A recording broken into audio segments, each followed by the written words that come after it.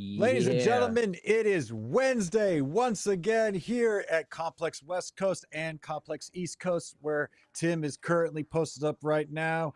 I am Jamie Iovine, Senior Vice President of Popular Culture here at Complex. I got my man, the master of disaster of Subway Mania, Tim Hann Rivera. How you doing, Tim? Yo, bro, I'm hyped, man. It's Wednesday. You know what time it is. Complex Graps. We in the building, man. Let's do it. Always represented to the fullest, always in the building. Our ears are to the streets on the West Coast, East Coast, everywhere in between. And we cannot forget our voice in the clouds. You may not see him, but he's here. We got Ben in the studio, making sure everything runs right. Ben, how are you today? I'm doing great. I'm feeling alive. We'll talk about it later. I was at Raw on Monday. I'm feeling absolutely alive. I'm feeling a little left out here. I got to be honest, guys, because everybody was at a show this week and I wasn't. Like, everybody got to go somewhere and go see some wrestling and live in person. And I didn't. I got to play 2K, got to be my own master of my sandbox. But, I did feel a little left out, had some FOMO. But be that as it may. Be that as it may, we have a great show for you guys this week. We had a great show last week. We thank very much our last guest, Charlotte Flair. She was awesome. Thank you once again. But this week, we just keep coming and coming and coming. We got a lot of news to cover, whether it be some announcements. We got SmackDown, we got Raw, and a little bit different this week. We got someone else coming, a champion, to keep up with a lot of our the way things are moving on this show lately. We have the current NXT champion joining us later on the episode, so please sit tight for that.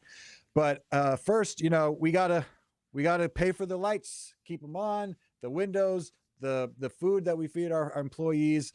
So we gotta plug the merch. It's essential. What shirt you got, man? Wrestling merch plugs are essential. It's how the business works. So first, I'll start off. I got the new NWO jersey that's dropping, or it may have already dropped, or it will be dropping at WrestleMania weekend. So it's got the NWO stuff, Complex logo on the back. So please be sure to pick this one up. It's one of my favorites. Tim, what do you got going? I ain't gonna lie, bro. I like that. I feel like I need that one, man. NWO. What I got is the CM Punk tee. We actually gave this to Punk himself when we went to the WWE headquarters for the 2K event. Shirt is sick, man. Shirt is sick. I love it. Ben, what you rocking today, bro? I got the Undertaker shirt on. It's, something light. A classic. Funny story. Right. I texted Jamie the other day to make sure that him and I weren't gonna match, and I said I got Taker lined up for Wednesday. And I guess I wasn't specific enough. I was like, what? Jamie was like, we got Taker on the show. Taker's the best. Nope. Just me and my Undertaker shirt. That's what we got. And I also wanted to throw in, I'm not wearing it because I'm saving it for WrestleMania weekend, but we got the WrestleMania. This is dropping WrestleMania weekend as well on Complex and the WrestleMania shop and WWE shop. It's the WrestleMania hat. Got that fun little logo. Let me see. Yep, you got the fun logo. You got all Complex Rock logo, Eddie, DX, Rattlesnake, the old scratch logo. Yeah, so be sure to pick that up. Cool. So sorry if that made the camera a little dark, but now we're back in vibrant color. Anyway, lots to get through before we welcome our next guest in. So let's start off with some news lately. We had some interesting announcements that happened in the past few days. We had the legacy match that was I think it's the iconic moments match or something like that. It's a new award that they've started giving out at the WWE Hall. The immortal what, Tim? The Immortal Moment Award. Immortal Moment Award. Yeah, and they gave it to the incredible match between Stone Cold and Bret Hart from WrestleMania 13 last year. And this year, I mean, it's hard to argue any other match is more deserving than this one. It's the Hogan versus Andre at WrestleMania 3. So unfortunately, both competitors are not going to be here to accept the award, unlike last year where both Steve and Bret were there to accept it. I mean, hopefully we'll get some representatives from both families. The match is well deserved. It's one of the reasons why many people got into wrestling, and I think I wasn't even born. I wasn't even born, and I seen that match so many times, bro. On the intro, on the video packages, on video games, that match is got to be one of the best matches. And not just talking technical wrestling, just in the history of wrestling. That match made everything. It puts the moment My in it puts the true definition of moment in the term moment, because like you mentioned, it wasn't known as a technical masterpiece by any stretch of the imagination, but I don't think they wanted it to be. It was meant to tell a story, and it told an incredible story. The buildup was great. Hogan yanking Andre yanking Hogan's Definitely cross fun, from his man. chest. You know, it'll be cool to reminisce about it. You know, again, unfortunately, Hogan and Andre are not here to accept the award. They've passed on, but it'll go down in the record books. So glad it's getting its just flowers. Another big announcement. This one's big. This was huge. A little late on the road to WrestleMania, but nonetheless, a big moment just happened. He's been away for a little bit since his last match, but I knew that we wouldn't probably see the last of him for very much longer. And of course, the GOAT, John Cena himself, took to his social media to announce that he indeed will be a part of WrestleMania. If you want to run the clip, Ben. Yo, run it. I'm also on the road, which is ironic because there's a road to WrestleMania going on, and Hollywood is really close to Vegas. Rumor around this town is WrestleMania needs a host. Well, I'm already on that road, so I will see you at WrestleMania. Ladies and gentlemen, the GOAT, the greatest of all time, John Cena is hosting WrestleMania this year. He's not wrestling. They made it very clear that he is not competing. He has indeed wrestled his last match, but he will do hosting duties and interacting with quite a lot of roster members, I'd imagine. You think he's gonna hit an AA, at least an AA, or bring out the jorts? I mean, John Cena in a suit coming out is different, but it's different, but it's not unusual for him to be in a suit rather than jorts. I think, Austin's been retired for quite some time, but I think if Austin showed up in some corduroy pants and a button up, I think people would be kind of upset. So I think you gotta get the jeans at least instead of jorts, get jeans, man. He did it in the beginning of his career for like an episode or two. Do we really think Cena's gonna get physical? I mean, I feel like he was so specific about his retirement. He said it's not gonna be like other wrestlers when they say they're retired. He said when he retires, he's retired. No coming back, nothing. He's done. I feel like Shawn Michaels said that. Shawn Michaels said it.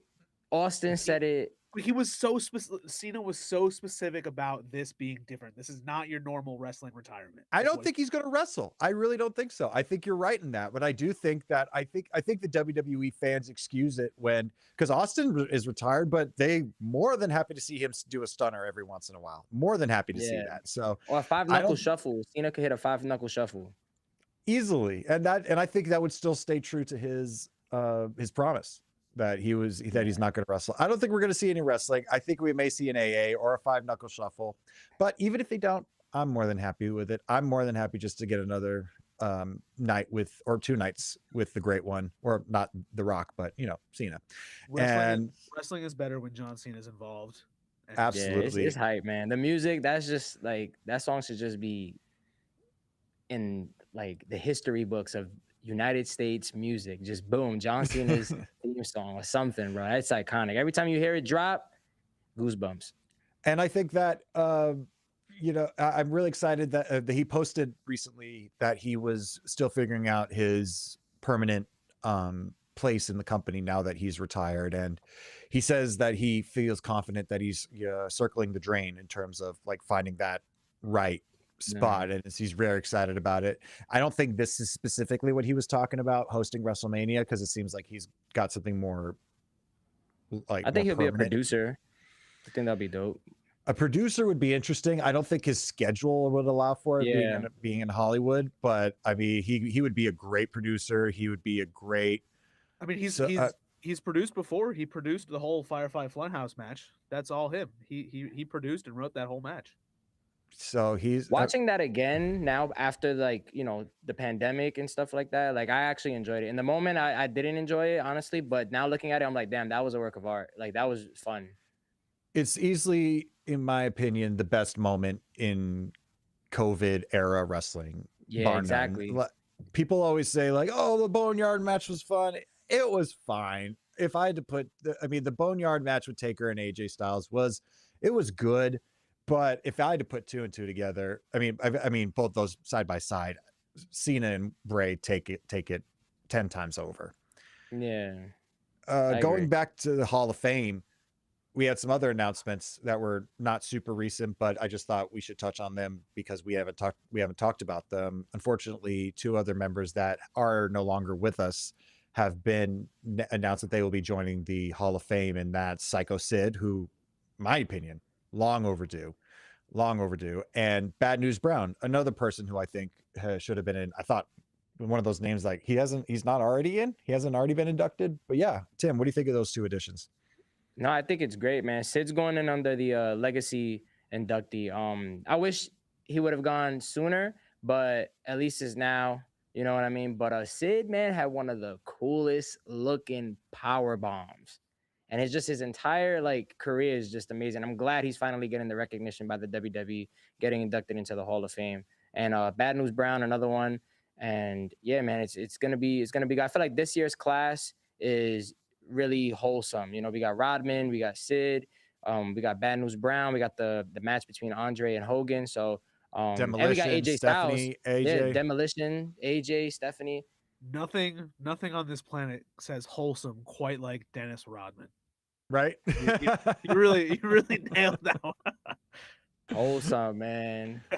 You know, it's what I was hyped. I popped when they inducted Dennis Rodman. I was like, oh wow, okay, cool. That was awesome. He's another guy that we were like, why hasn't he been in yet? You know, I mean, all the celebrities they've inducted in the past, like Drew Carey, for God's sake, who was literally involved in one thing, and he's in there, but not Dennis Rodman, who literally was a part of the NWO for, I'd say, if not short of, but at least a year. I think he was there for a minute. I think a legitimate argument can be made that Dennis Rodman is the greatest celebrity wrestling talent, wrestling personality, maybe of all time.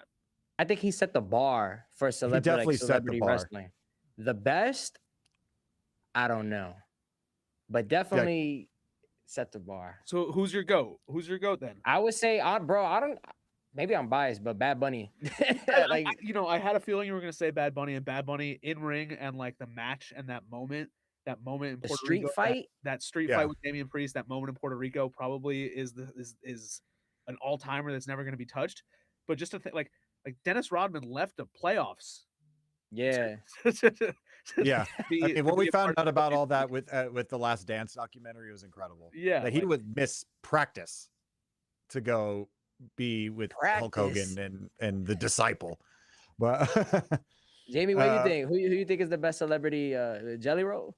No, we'll get to old Jelly Roll in a minute, but it was Logan. But now I don't qualify Logan as a celebrity wrestler anymore. I think he was a celebrity that transitioned into wrestling, and I think if you exclude him, it is Bad Bunny by far. Yeah, in terms of what he brought to the audience, how much he cared, and yeah, I think it's not a close. If it's not Logan Paul, Bad Bunny. I think longevity, Rodman for sure. They even came out with WCW figures of Dennis Rodman. I remember having one as a kid. Yeah. But, yeah. Both products of both Rodman and Bad Bunny are products of the times, and I would love to be able to see how they ranked up, because Rodman was one of the most talked about people in the 90s, easily, without a doubt, and Bad Bunny is the biggest superstar in the world right now. So I would love to see, obviously, two different aspects: basketball player,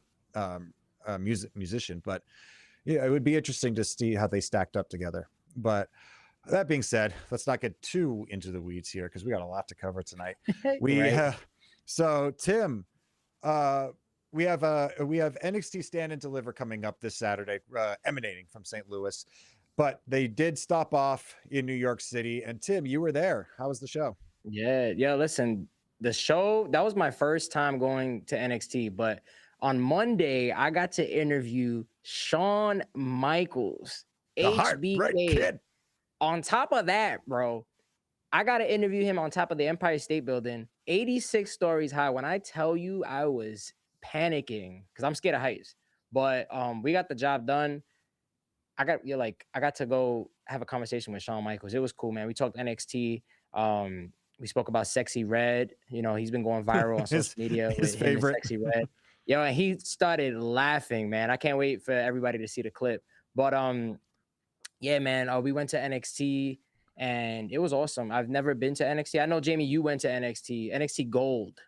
Yeah, I've been to a few NXTs back in the day before this newer class. I think the last NXT show I went to was last time they were in Dallas. Yeah, I forget what year that was. I know Braun Breaker was in the main event. I forget who else, but yeah, I mean, I was lucky enough to be able to see a few NXT Gold shows. I had fun at this one. So tell us about it, man. Other than this was at the theater of MSG. This was the theater at MSG, so it was more intimate and closer. The crowd was on fire. When I tell you, they were chanting for the NXT champion during the segment with him, Ricky Saints, Tony D'Angelo, Ethan Page. The crowd was on fire. I haven't been to a wrestling show like that where it's like intimate, loud, and it was awesome. You know, it kind of reminded me of like when you look at like old ECW tapings like that, you know, that close, intimate setting. But it was fun, man. Like I think I definitely want to start going to more NXT shows whenever they're in New York City. I don't know why I never went to NXT shows, but it was definitely fun. Yeah, I mean, I get the whole, before I ask my question, I was going to ask you, I get the whole appeal of having it in one location week after week. It saves cost and, yeah, you know, but I do, WWE, I feel like you made enough money where you could do a smaller tour on these smaller venues. You know, it wasn't Madison Square Garden. It was the theater next to Madison Square Garden, correct? So, yeah. I think it would behoove NXT to start traveling a little more. I know they do every once in a while, like for their PLEs and stuff, but I don't know. I think I mean, they came to LA once years ago, and it was a match with Bobby Roode and Shinsuke Nakamura, and it was at we talking throwback. Yeah, throwback 60. I think it was at the Palladium, but I could be wrong. But it was I wish they did it more.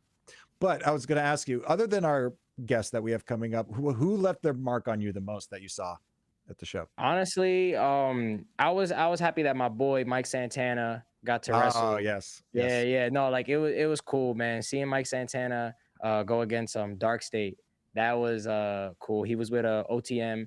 Who else? The segment with the NXT champion Ricky Saints and Tony D'Angelo and Ethan Page. That segment, the promos, everybody was going off back to back. It ended off with the NXT champion and I believe Ricky Saints going through a table, and a brawl just went out. The crowd was going crazy. They were chanting. It was awesome. The last match with Lola Vice and Kendall Gray, that one was cool too, man. It ended off in a no contest. So I think we're getting a triple threat match at Stand and Deliver for the NXT champion with JC Jane. That's my opinion. That's how it came off. But honestly, man, it was fun. It was a lot of fun. But the NXT championship title match, I'm really looking forward to that one. I want to know who's gonna take the gold this Saturday. It's the who's who on the current NXT roster right now in terms of the main event spot. It's cool to see that all four of these people were able to be inserted into this championship match that we're going to discuss at length coming up with our current guest. And it's really cool to see that everybody's going to really have, I mean, a lot of people say that Fatal 4-Ways kind of become like clusterfucks. It's become a lot of moving pieces and stuff. But I think with these four specifically, I think everybody's going to have a moment to shine in this match. I think everybody's going to have whether it be the champ or Tony D'Angelo or Ethan Page or Ricky Saints. I think they all are working enough with each other that they know when their times are going to be right. When's the time to get my shit in, so to speak. So yeah. I think it's gonna deliver. Not to, I mean, no pun intended, Stand and Deliver, but I think it's a match I'm very much excited for. I think it's gonna really bring the house down, so to speak. And you know, it's Who do you think is gonna reach? Who do you think is gonna take the gold? I think champions going in and out. I mean, considering all we know about what's going on with you know, Ricky and Ethan, they claim to be friends, but as we've seen, if there's something that they both want, they're willing to, you know, put that friendship aside real quick and for their own goals. And Tony is just a little bit of a he's a wild card, to say the least. He doesn't have too much of a personal stake against the other three. I think that the only thing really personal is that he personally wants that championship. He I don't know. I mean, he's more devastating in the ring than I've been as I was doing research for this episode. He's more devastating in the ring than I've seen him ever lately. And I think he's going to be the guy that they need to kind of get out of the way to kind of handle business for themselves. Yeah, no, I to me, I think either Tony D'Angelo or might go back to Ricky Saints. Ricky Saints. So that would be his third NXT championship or his second? I know he's already had it. I believe it's his second. Yeah, I believe it's his second. Man, what a everyone's been NXT champions besides Tony D'Angelo. So Ethan Page was a champion? Yeah. Well, I know he was the North American champ. Yeah, he was. Okay, well, I misread then. But yeah, it's going to be a great match. The whole card is incredible. We have Sexy Red in the building, like you mentioned. Can't go wrong because whenever Shawn Michaels and Sexy Red get together, it's always a lot of fun, a lot of viral moments. But I want to get into a little bit of a background of our guest coming up. The rise that this guy has had has been really just one to study. It's been incredible just seeing this organic, real rise. I've never seen anything like it before. What about you, Tim? No, I've never seen anything like the rise of our champ. It's been amazing to see him blow up. You know what I mean? But yeah, like I was saying, man, and I've seen him compete like at other shows. You know, at TNA, NXT yesterday. When I tell you the support from the crowd is real, it is real. Chanting his name throughout the entire segment, waving their hands, the pop, it's great. I'd never seen anything like it. And everybody at home, I'm sure you're wondering why we haven't mentioned our guest by name yet. And that's kind of done on purpose because it's a little bit like Beetlejuice rules that, like, if you say Beetlejuice 3 times, then Beetlejuice happens. So he's not quite ready yet. So we want to make sure that when it is time for him to be there, then we will say his name. So, but going on to what I was saying, it's this organic rise that our guest has had has been one to study. It's not forced. It's not manufactured. It was something built from the ground up.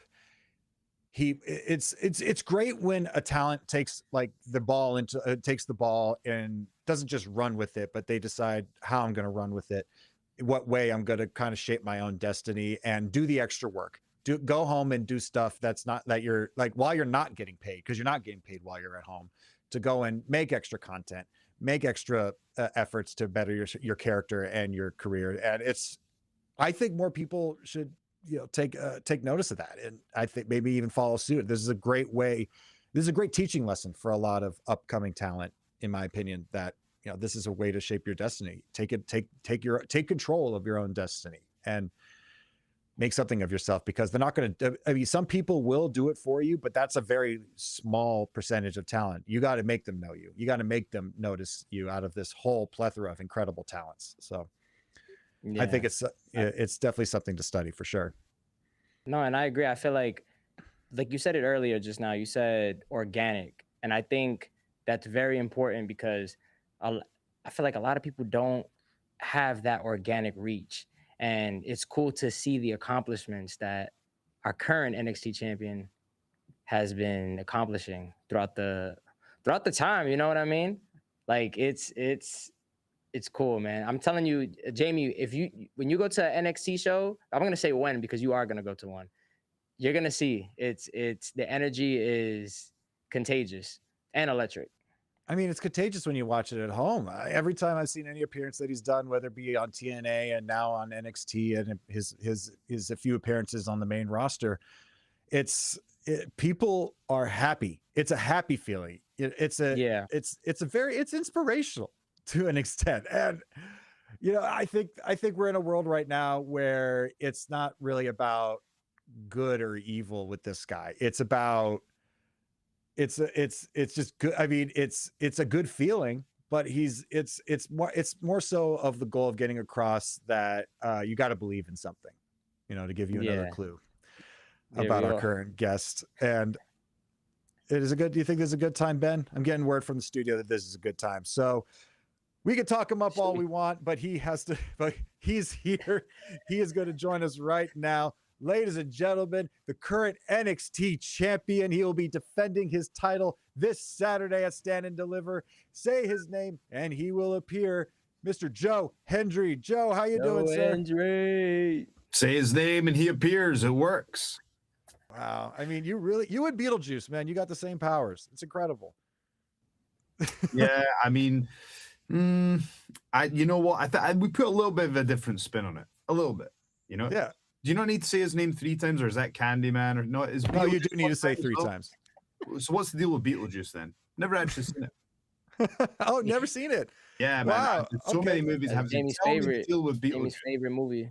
Well, highly recommend it when you get some time. But Joe, we really, really appreciate you being here. We know you have a very big weekend coming up. You've had a busy week. You just had a night last night in New York. So congratulations on all your success so far.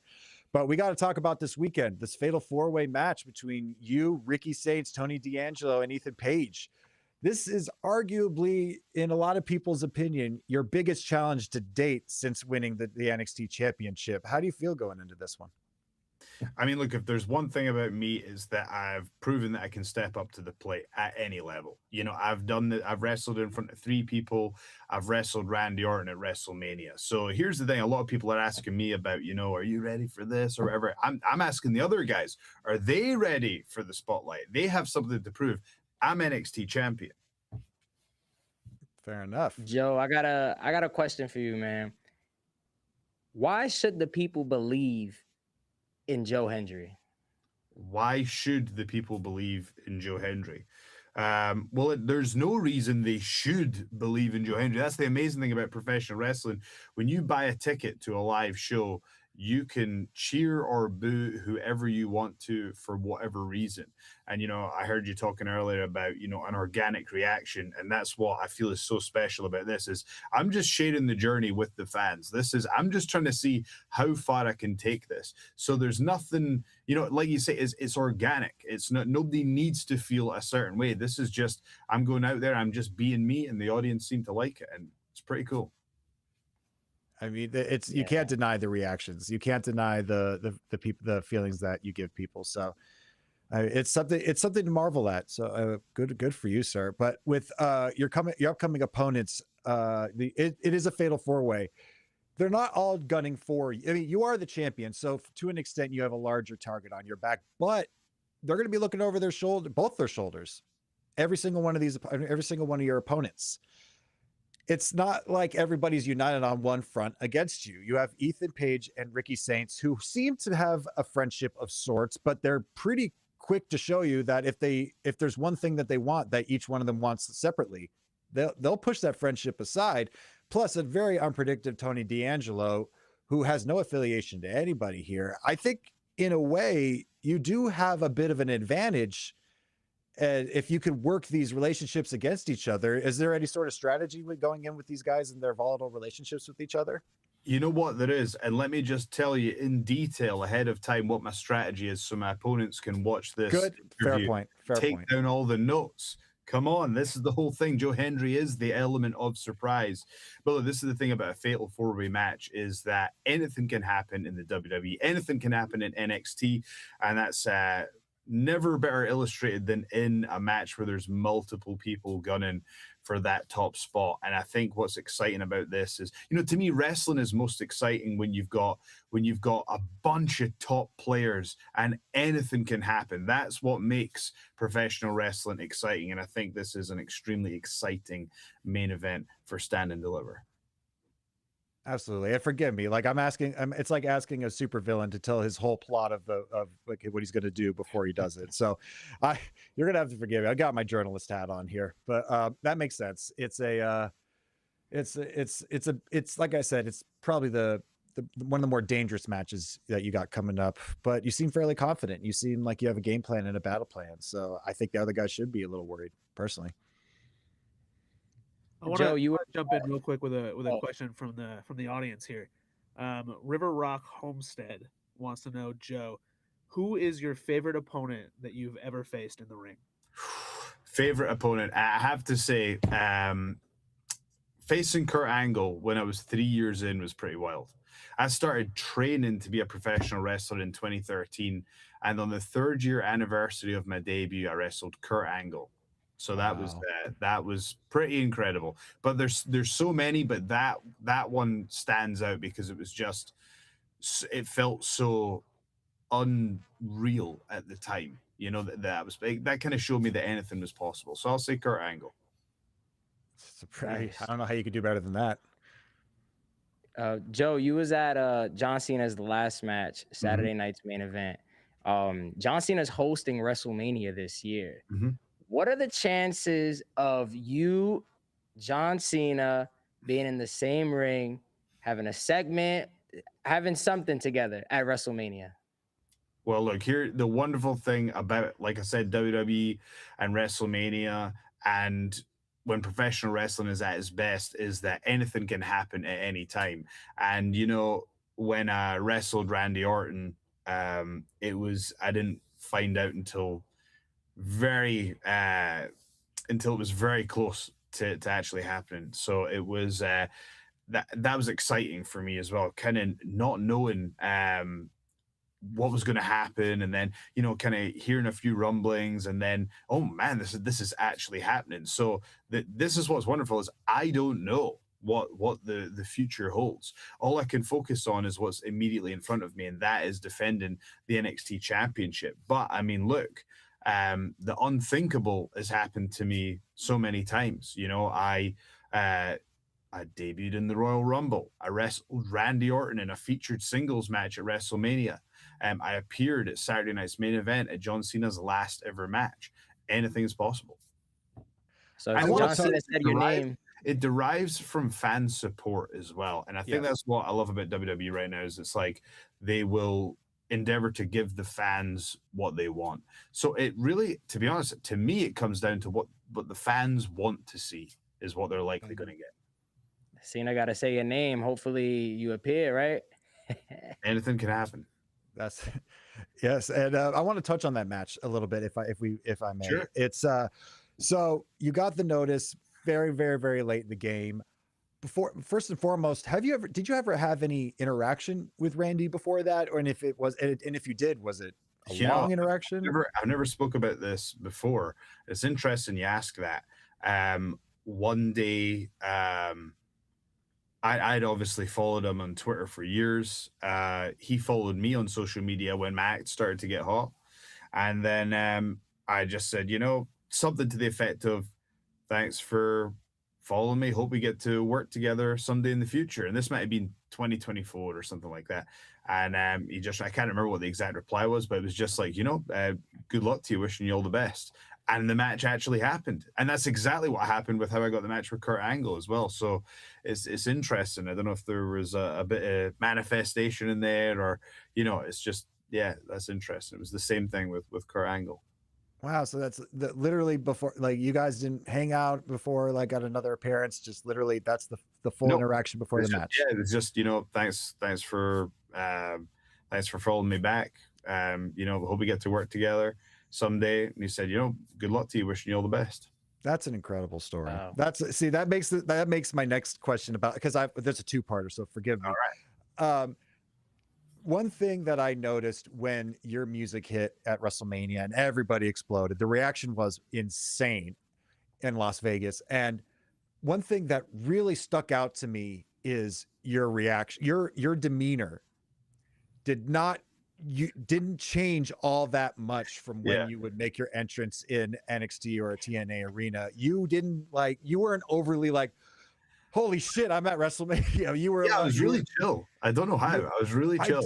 I don't get it. Like, even when you turned around and you looked at the stage and you looked at how many people there, you looked cool as a cucumber. You were just chilling. And like, what was really going through your head during that moment? It's interesting you mentioned that. I think sometimes in your career you get things that are just so ridiculously huge that it almost it just goes beyond being nervous to, is this actually happening, or is this, is this a dream that I'm about to wake up from? And I had that before where, I actually had a WWE tryout before I had a full singles match outside my training school in 2013. And so my first match outside of my training school was at a WWE tryout in 2013.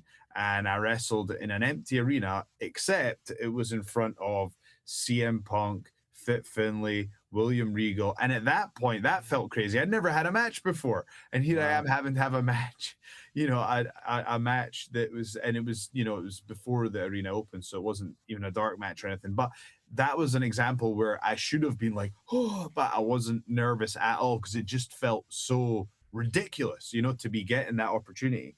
I don't know if that's what it was with WrestleMania. I just don't know. Like, I just, I span around and then I heard the noise. And I think there's times where, I'll be honest, people don't really realize this, but you go through a roller coaster of emotions before you go through the curtain. And a lot of people talk about the moment you walk through the curtain, everything's fine. But for me, it's almost like if I walk through the curtain and the fans are like excited to see me, like all the nerves go, and I go, oh, cool, I got it. It really is like the fans. The more the fans make noise and support me, like the more powerful I feel in that moment. So I think when I span around at WrestleMania and I heard the reaction, you just know.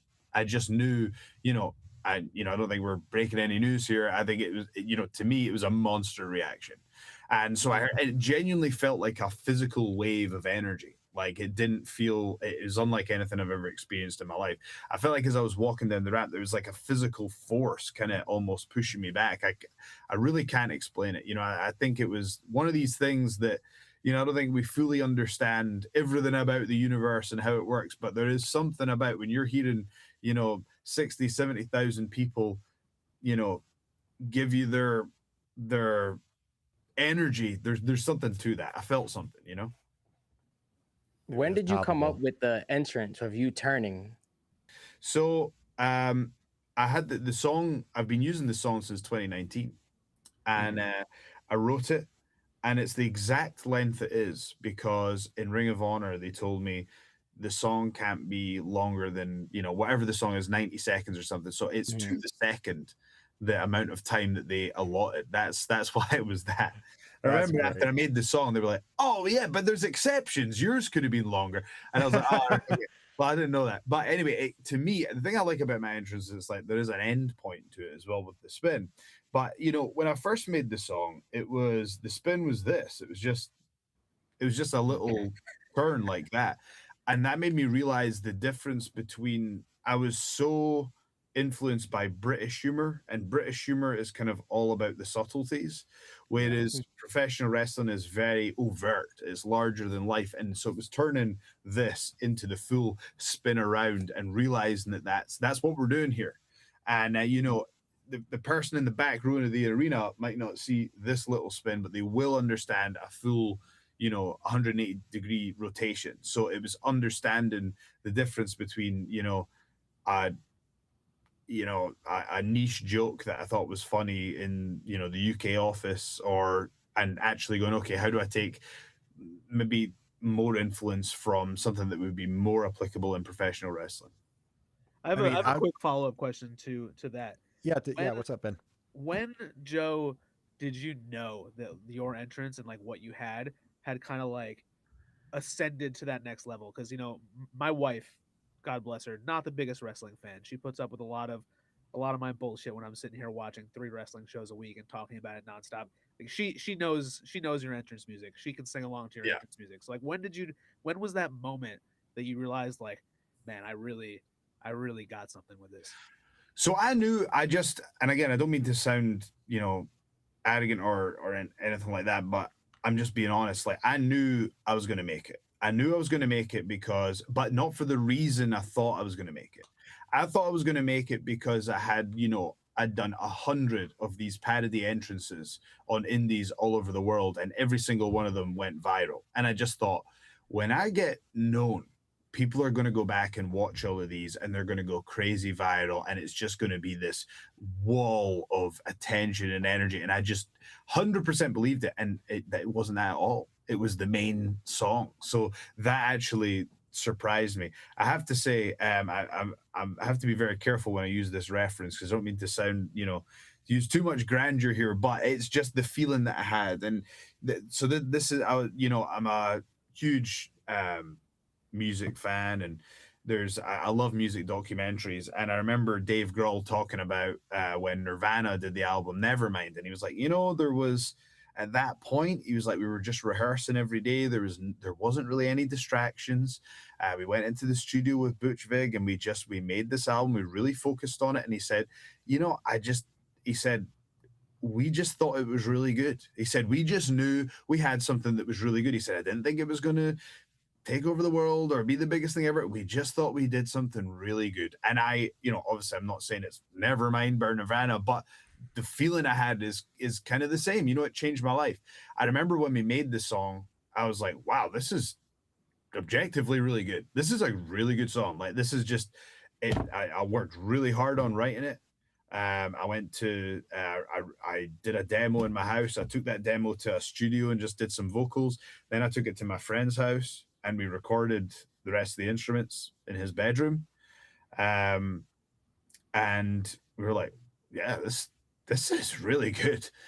Didn't know that it would become this huge thing. When we realized it was going to go to the next level, is when it was around Royal Rumble 24, when it just started blowing up on TikTok, and people were like, it was just after the Rumble of it, and people were saying, Joe Hendry's going to be at WrestleMania. Joe Hendry's going to, and I was like, why are people saying I'm going to be at WrestleMania? I was like, what? Why would anyone think I'm going to be at WrestleMania? And then I was going on TikTok, and for a period of time, anyone who was using my song was getting 300,000 hits. And I was like, what is going on? And I hadn't actually officially released the song. So it wasn't even a usable song on TikTok. People were just posting it themselves. So I was like, maybe I should release the song. And then I just thought, I remember being in my house, and just thinking, I really want to go to the gym. I've not been to the gym in a couple of days. I have to go. It's, I usually go to the gym. I used to go to the gym super late at night. It was like maybe like 10 p.m. And I was like, or I can fill out this form to put the song up on Spotify and Apple. And I was like, I thought I'll stay in and I'll do the form. And I filled it all out. And I was mad at myself for not going to the gym. I was mad about it for days.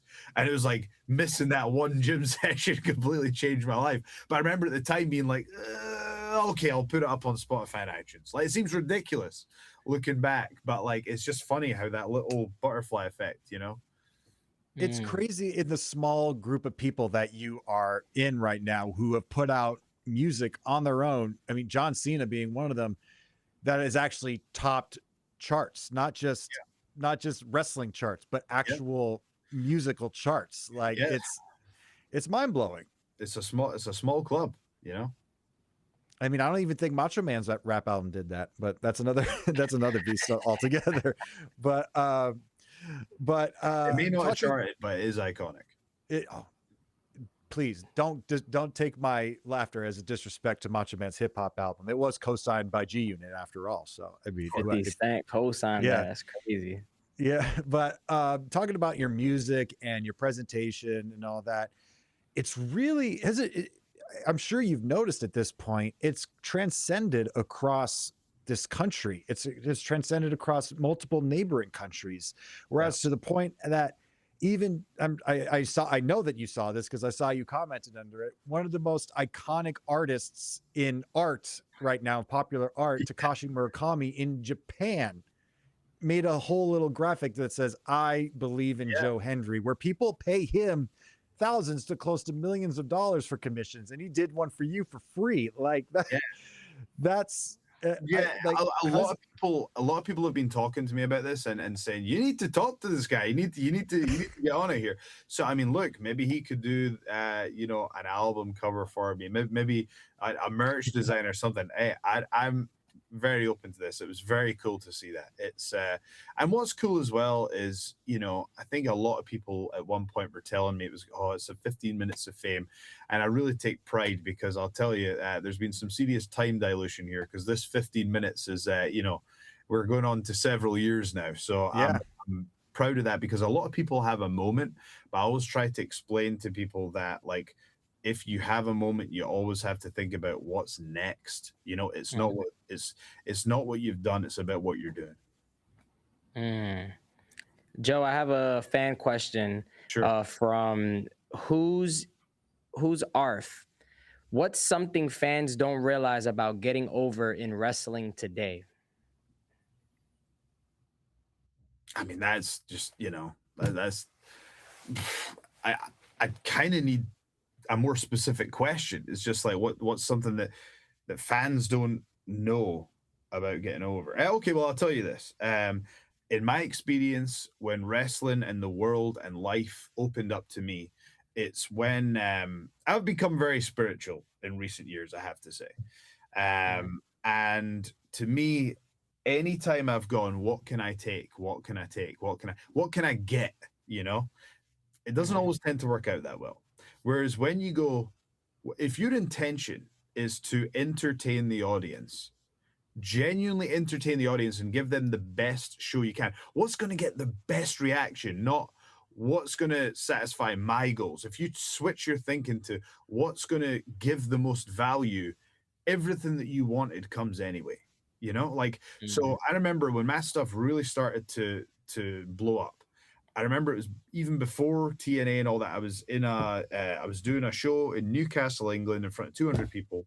I did a parody video of Scotty 2 Hotty, and the crowd goes nuts. You can see it on YouTube. I love that video. I love that night. And I remember thinking, you know what? I'm paying my bills. I got a pretty cool job. And I was like, if it never gets bigger than this, I'm going to give those 200 fans the best show they've ever seen. With my parody entrances at the time, I was like, you know what? I don't care if it's in front of 200 people. When it comes to entertainment, no one's going to touch me. And that was my thinking. It was like, I'm going to entertain these fans better than anyone. And if it never gets any bigger, I said, I'm committed. I'm a pro wrestler. And honestly, the moment that happened, everything felt like an uphill battle until then. Once I made that switch of what can I give rather than what can I take, it was like a knife through butter. Everything just came. I mean, you're a testament to yourself about how much getting over has changed since the old times, in the sense that there are so many more facets and tools available to upcoming talent that they could use. It's not like your higher up said, go home, write a song and come back and we'll see if it works. You took it upon yourself. And I think what makes a lot of these up and coming men and women that really succeed and like I said, you kind of were one of the initial templates of this was take the ball and take your own destiny and make it happen. And if it doesn't work, okay, then try something else. But in your case, it worked. And kudos to you on that, sir. But your time in NXT has been really, really something to watch. You've been a very entertaining NXT champion. This match you got on Saturday is something a lot of people are talking about already. But everybody knows your time at NXT is probably more so on the tail end. I mean, I don't know, and I'm not sure.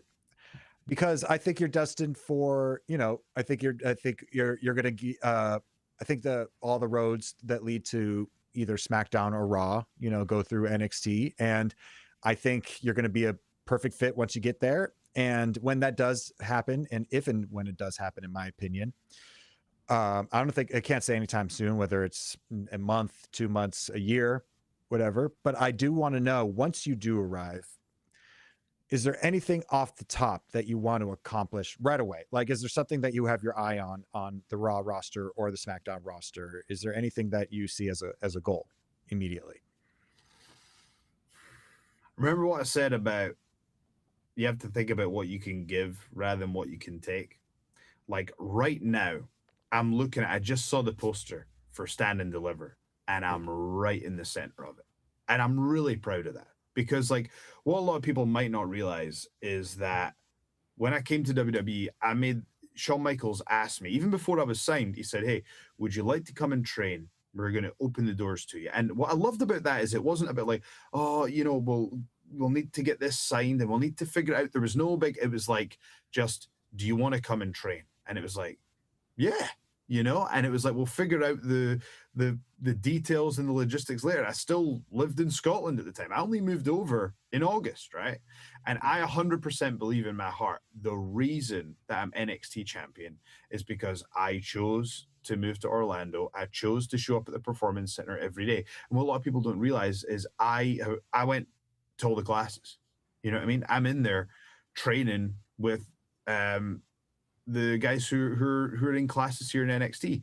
I'm still a part of the classes. That's something I want to do because I wanted to learn the WWE system. I wanted to be an integral part of NXT. I wanted to embrace this system and be a part of it. And I'm so proud of the work we do here and the locker room that we have. I've realized that my job in this business and my job with WWE is to take what they give me and to do my absolute best with it. So this might seem like a non-answer, but right now my focus is being the very best NXT champion that I can possibly be. If there's other things in the future, we'll approach that when the time comes. But right now, I'm excited because if you think about it, we've got, when you're NXT champion, that's a huge responsibility. We're going on the road quite a lot now. Like I say, we just did a show last night at Madison Square Garden Theater. And when you're the champion, that's a lot of responsibility. And you also have to do your best for not only WWE, but our partners as well. CW Network, that's a huge amount of responsibility. And I just can't and won't look beyond NXT. I'm going to do the best job that I can with what I have right now. And that is being the NXT championship. And by the way, the lineage that comes with this championship, this is a heavy belt, physically and metaphorically. Their legends have held this belt. So for me to now have it feels pretty good. It's a great answer. It's that's great answer. About the best non-answer you're going to get, right? No, it makes sense. It makes sense because everybody has aspirations and what could happen and but not enough people are in the here and now, and I think that speaks to your successes in your title run. So, good answer. I like it. Joe, I got another fan question. Besides yourself, what do you believe in? What do I believe in? I believe that a huge part of life is about trying to reach your potential, trying to see how far you can take it with whatever your pursuit and passion is. You have to see how far you can take it. You owe it to yourself.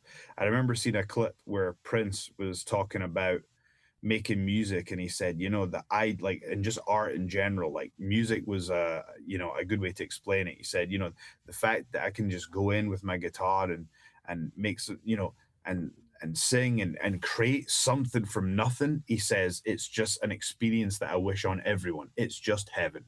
And that to me is what life is about. It's about being creative and trying to reach your full potential. So I believe in that.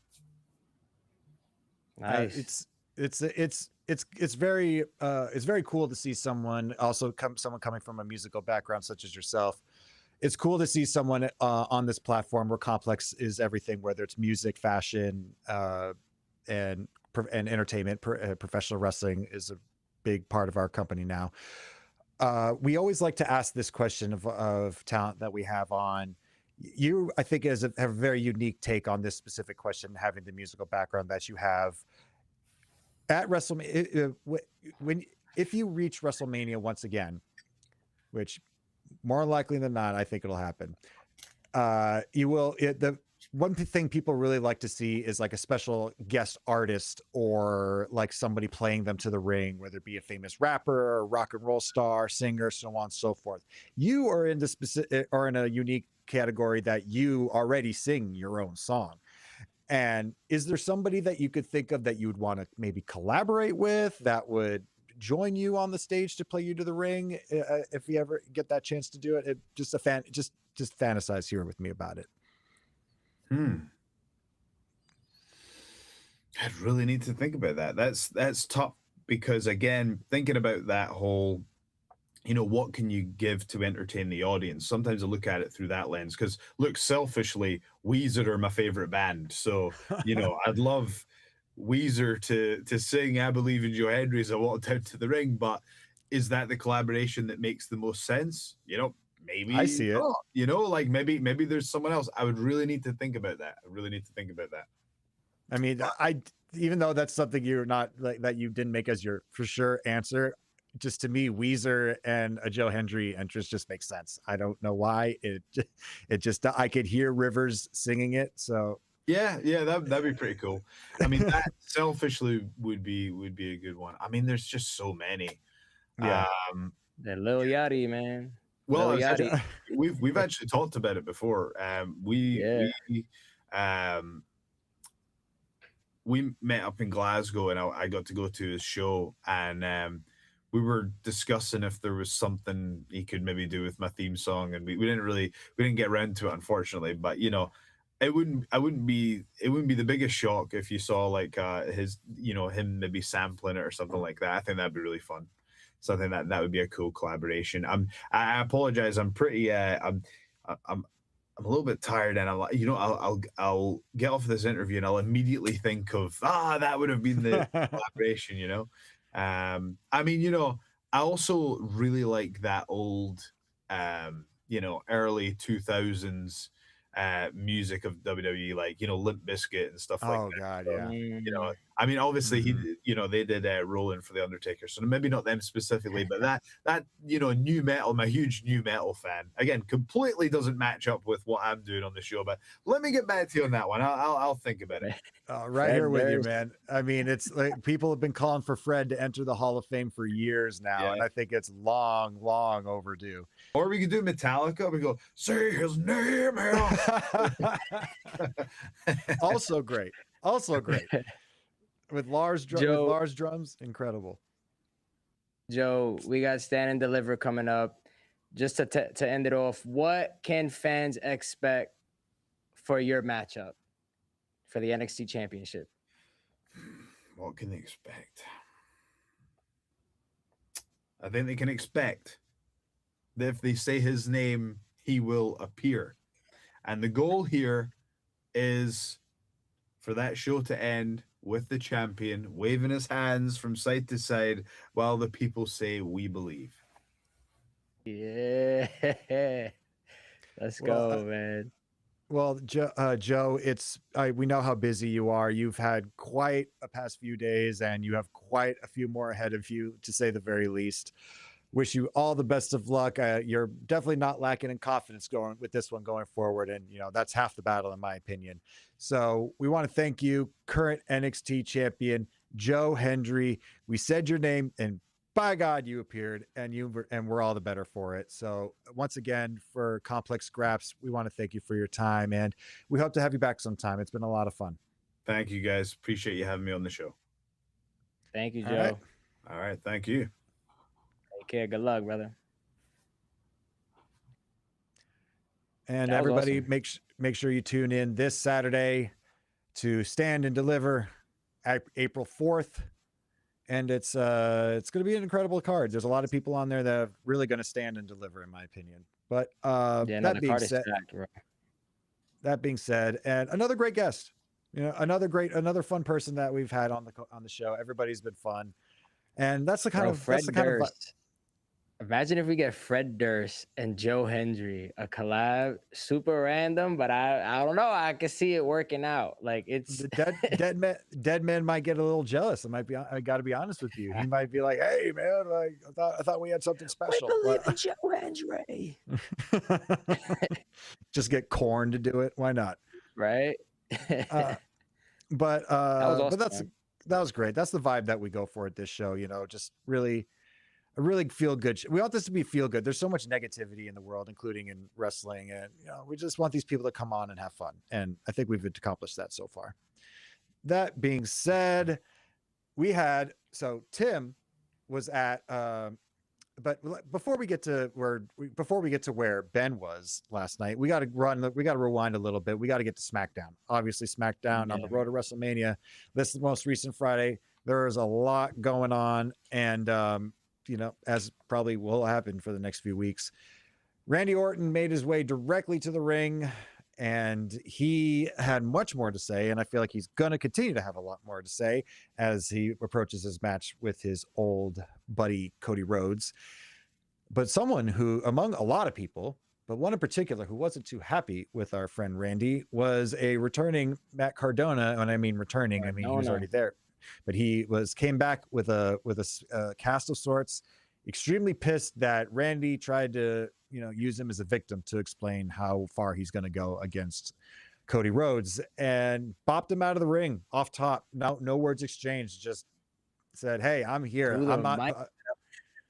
I am no pushover, sir. So let's have at it." And I mean, at first that's all we saw about it, but then that would lead to a match later on. But we had another iteration of this ongoing program with the Women's Tag Team Championship. A lot of raises, a lot of crazy twists and turns have been going on with this one. But this night we had Charlotte and we had the Bellas versus Charlotte and Alexa Bliss. But as with all these matches that's been happening these past few weeks, it didn't quite go to plan, Tim. Yeah, man. At the end, we got Bayley, Lyra. It's gonna be a fatal 4-way going into WrestleMania. I think that wasn't announced just yet. But Bayley and Lyra did make their presence known in the match, and it just further sowed the seeds for what you mentioned before will eventually be announced as the fatal 4-way for the women's championship. And this has just gone off the rails, but every single time Lash Legend and Nia Jax have been on top. They're unstoppable. Yeah, man. Yeah, I ain't gonna lie. Nia Jax and Lash Legend, they're holding it. But I don't know, man. I don't think at Mania, I don't know if they're gonna retain. They got a pretty stacked division. Me personally, I don't think Bayley and Lyra make 100% sense going into the match, but I think it makes it pretty much, even like you said last week, you said it needs to be 4. So I called it. I said that empty corner in that empty corner at that match for some reason to me just looks weird. I needed something to be there, and I'm glad that Bayley and Lyra have filled that slot. But again, as the show went on, I want you to weigh in on this, Tim, because we had a reoccurring presence on SmackDown. Someone that was there quite a bit, who had probably more segments than any of the talent on the show. And that was our old friend Jelly Roll. Jelly Roll, man. I want to know, chat, if you guys are in the chat, how do we feel about Jelly Roll? Jelly Roll's role in the WWE. Jelly Roll's role in the he has so many segments, but it's interesting how much he's like really kind of, I don't want to say carrying it, but he's really taking it 100%. Like he's really doing his job. He's wrestling, he's engaging with the Cody and Randy storyline. He's taking bumps. Like this guy is really committed. He was the number one player on SmackDown this week. Like I think he had more screen time than anybody else. Anybody. And Jelly Roll is getting busy. It was a joke, but it wasn't really as much of a joke when it actually, the more I think about it, was that he really became the backstage pep talk person. You know, like if if someone was about to have a match, or if somebody was feeling a certain type of way, Jelly Roll would put his arm over your shoulder and be like, listen, man, I know you're better than this. I see the fire in you. I know you got this at WrestleMania. And da, da, da, da, da. He did it to Randy. He did it to Cody. He did it to Rhea. He did it to, like, he's just the he motivates you. He's the motivator. I feel like backstage. if I'm ever down, I gotta go hit up Jelly Roll. I feel like I'm gonna get some type of motivation, man. I'm gonna be choke slamming wrestlers now. But I wonder, like, honestly, I wonder where this is all going to, because like the road to WrestleMania is changing like every show. You got Raw, SmackDown is changing, titles are changing. So yeah, it's like you think it's one way, the card is one way, and then it changes. But I wonder with Jelly Roll, like, what's his role in WrestleMania? Like, he's going against he went against Kit Wilson.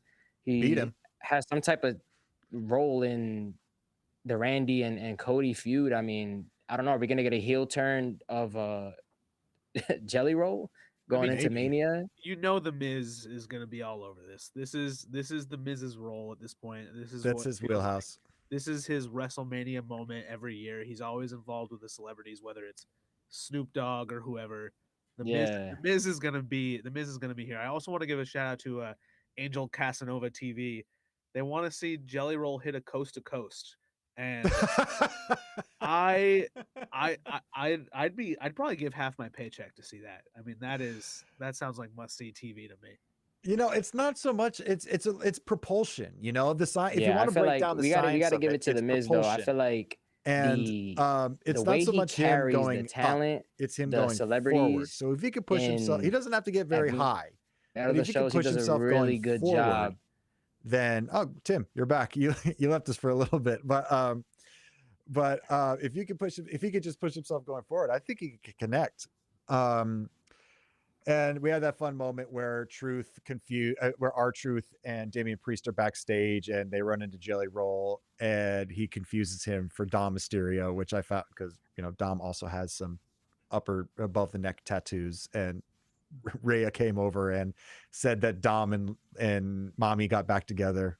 Always funny, always enjoyable. And we had another entry into the whole Jade and Rhea saga, and I don't know.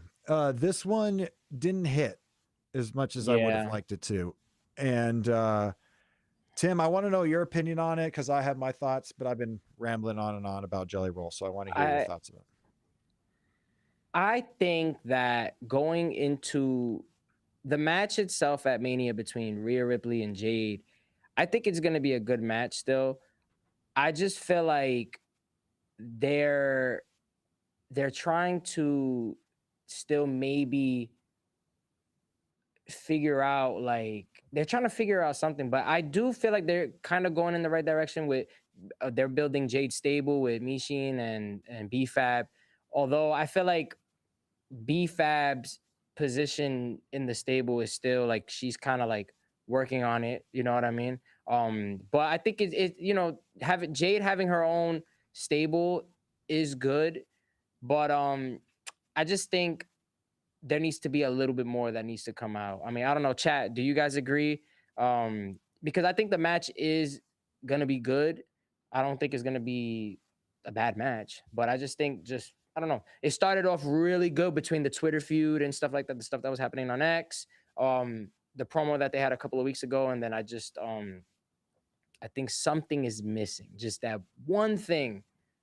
It was an odd segment, to say the least. I understand what they were going for in having the odds stacked against. I mean, I don't even know if you really needed the odds stacked against Rhea, though, because Jade is formidable as all hell. It doesn't seem like she's someone that would need help beating up Rhea if she had her mindset to it. So the inclusion of Michin and B-Fab, I think, obviously I like to give things room to breathe, and it's only been a couple appearances of them as part of the stable, but this match between B-Fab and Rhea, I think they had the intention of making Rhea look strong and kind of making B-Fab a sacrificial lamb. But the match wasn't long enough to really show Rhea as in her dominant like persona that she is. And it just led to what we had last week, which was all of them ganging up on Rhea and beating her up. And we were kind of at the same spot that we were last week. So I would like to. Maybe Yeah. that thing that this feud needs was you, Tim. You met Rhea this week, right? Yeah, now I actually, that's funny. I actually did meet her at Lids in Times Square, bro. The line, she had like 400 or 500 fans. That's a light night for her.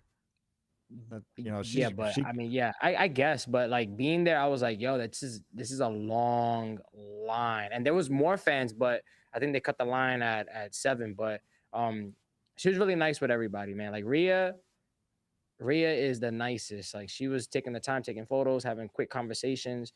I was able to snag a photo with her and you know, interact with her quickly. But yeah, man, I met her at 42 and LA Knight too. LA Knight was there. LA Knight is cool. Big week for you. Shawn Michaels, Rhea Ripley, LA Knight. You also NXT. exposed Sol Ruka. We got a big red flag from Sol Ruka this week, right? Tell us about that. Yo, Sol Ruka, man. Sol Ruka don't like dogs. That was yeah.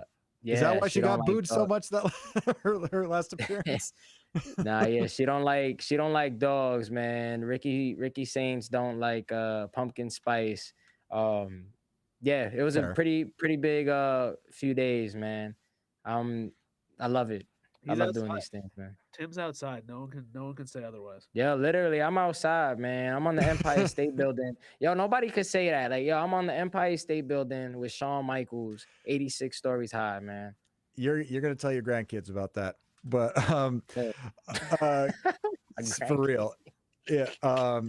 But going forward, we have the Miz continues to suffer the curse of Danhausen, which the thing I love about Danhausen's curses is they're not super deadly. They're minor they're minor inconveniences. Like he had gum on his shoe. He lost a bag at TSA, and it's like it's not stuff that you would be like, oh, a building fell on me, but it's stuff that you probably could have done without in your day. And the Miz, like I said, he continues to suffer the curse. But Danhausen makes his wonderful appearance once again. Top guy Danhausen, #1 merch seller in the WWE. And when the Miz leaves, Danhausen makes it clear that he is jealous of Kit Wilson because the Miz has taken Kit Wilson under his wing as like a mentor, and that's all Danhausen wants. Is he just wants the Miz to teach him things, you know, how to be a top superstar and, you know, have a legacy like his. And he won't. And he said, "What do I have to do? What do I have to do to be one of you guys?" And Kit wasn't having it. And if you upset Danhausen, the story stays the same.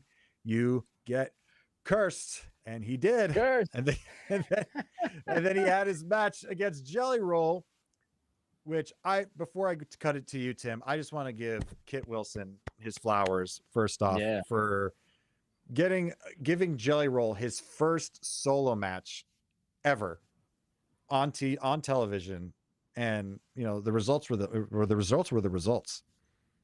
Bro, Jelly Roll was giving choke slams, monster choke slams. How do you think he did? I felt like the match, like honestly, I was watching the match and I was like, yo, like is Jelly Roll really doing this? They even had Kit Wilson's poetry book. And Jelly Roll's holding the poetry book and he's selling it, and then I think he hit him with it. But yeah, like, you know, Jelly Roll, and this match was on SmackDown. It wasn't like on a PLE or Mania. This was on a SmackDown.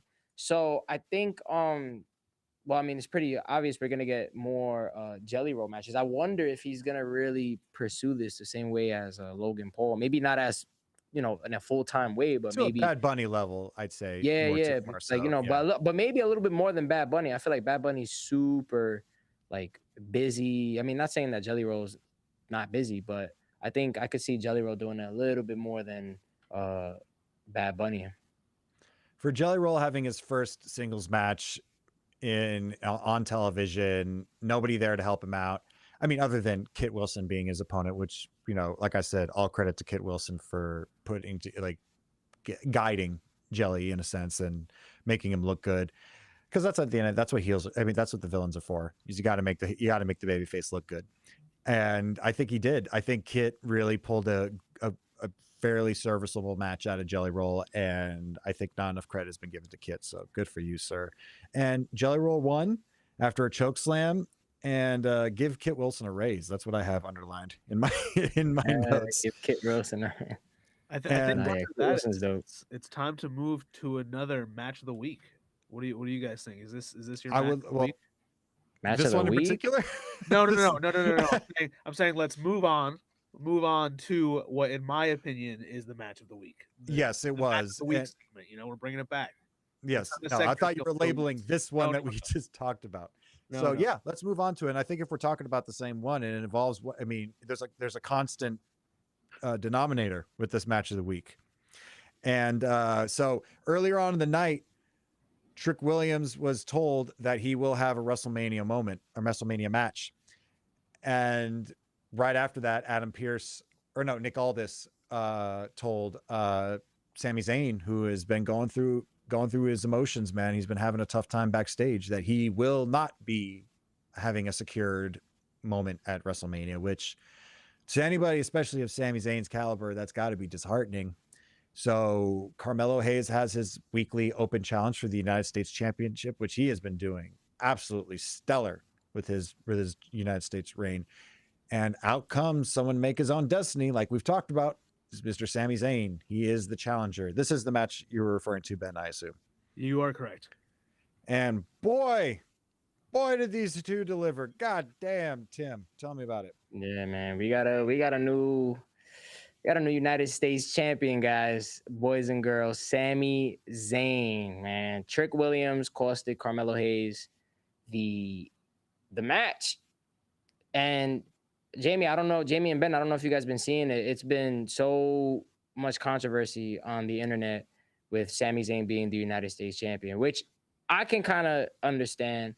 But I think on paper, Sami, Trick, WrestleMania, US Championship, I think it's the right play. I agree. It's the right play. It's one of many right plays. There's so many ways you could go with this.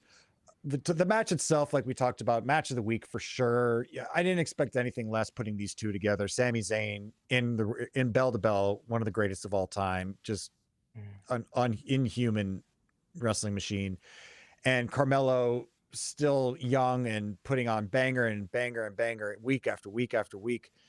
And it was just fun to see. It was a shame that it ended the way it did. Cause I always like you got to progress the story, but I do have like a pet peeve about good bell to bell matches that are telling the story to be ending in schmoz finishes or interferences and stuff like that. But it did happen. Trick Williams went to hit Sami ducked, knocked Carmelo out, which let Sami pick up the win.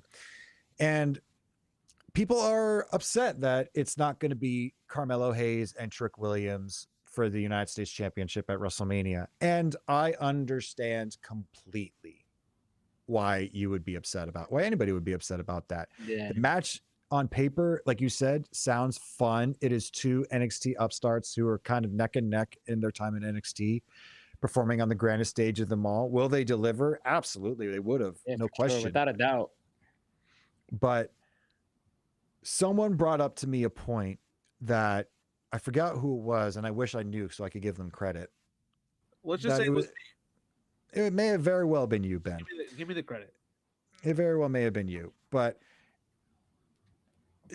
Trick and Mello is a story you could tell for years, for decades, even if you want.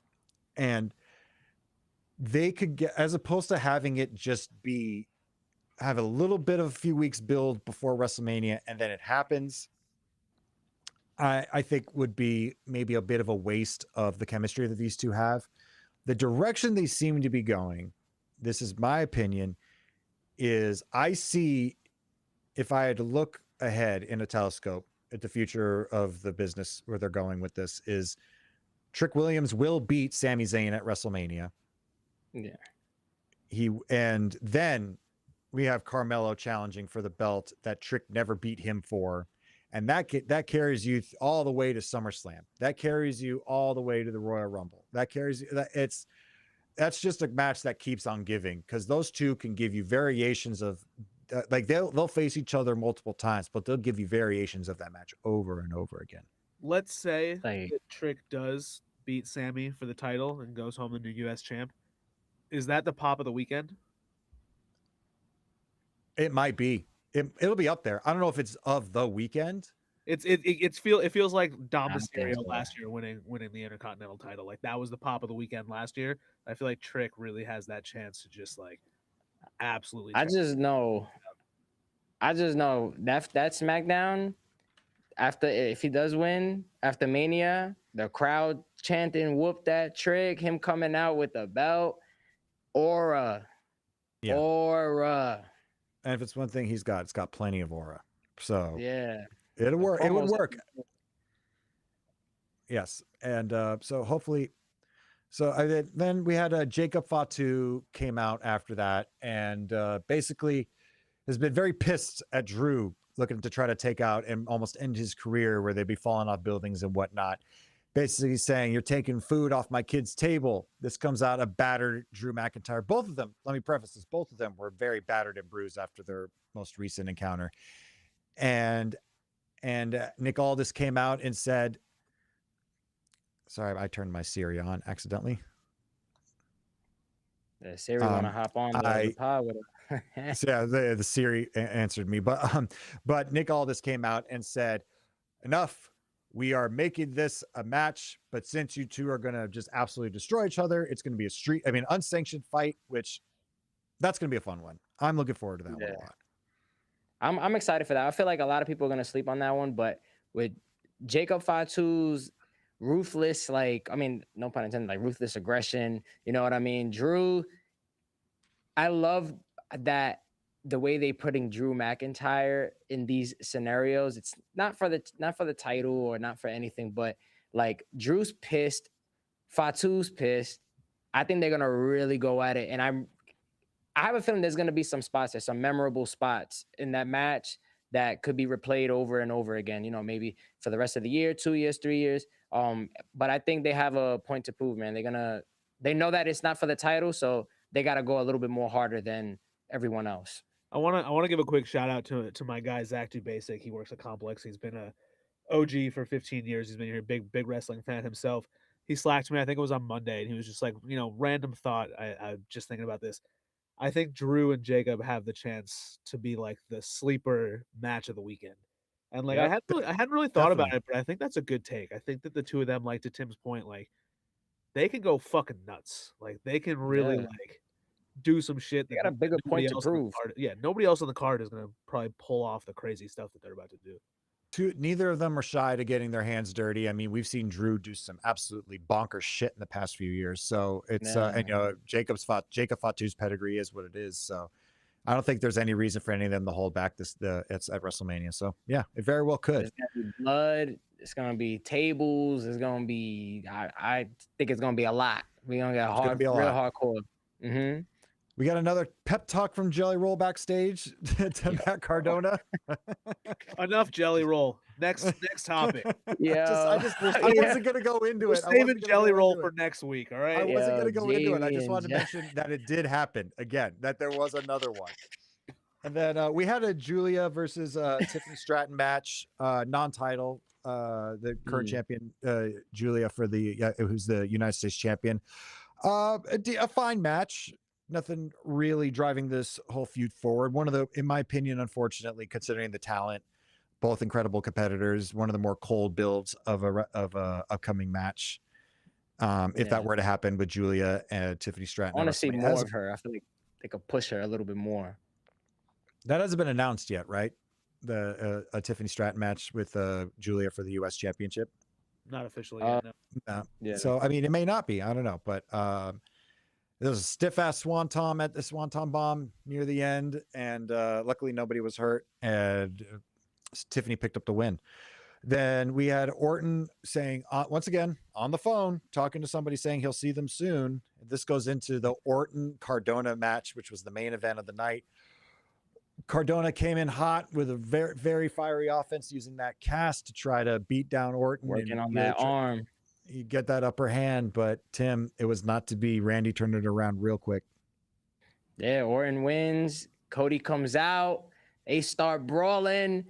And yeah, man, I feel like this one it's getting bigger, man. But I just like, honestly, I just want to know already, like, who is Randy on the phone with? That's what I'm like. I want to know. The latest, who's. the latest rumor now from, I think it was either Alvarez or Meltzer, I forget who it was, saying that it could be The Rock, which it would fit the whole wrestling family thing. I think it does kind of make sense, the history being The with Rock. Cody. I don't know.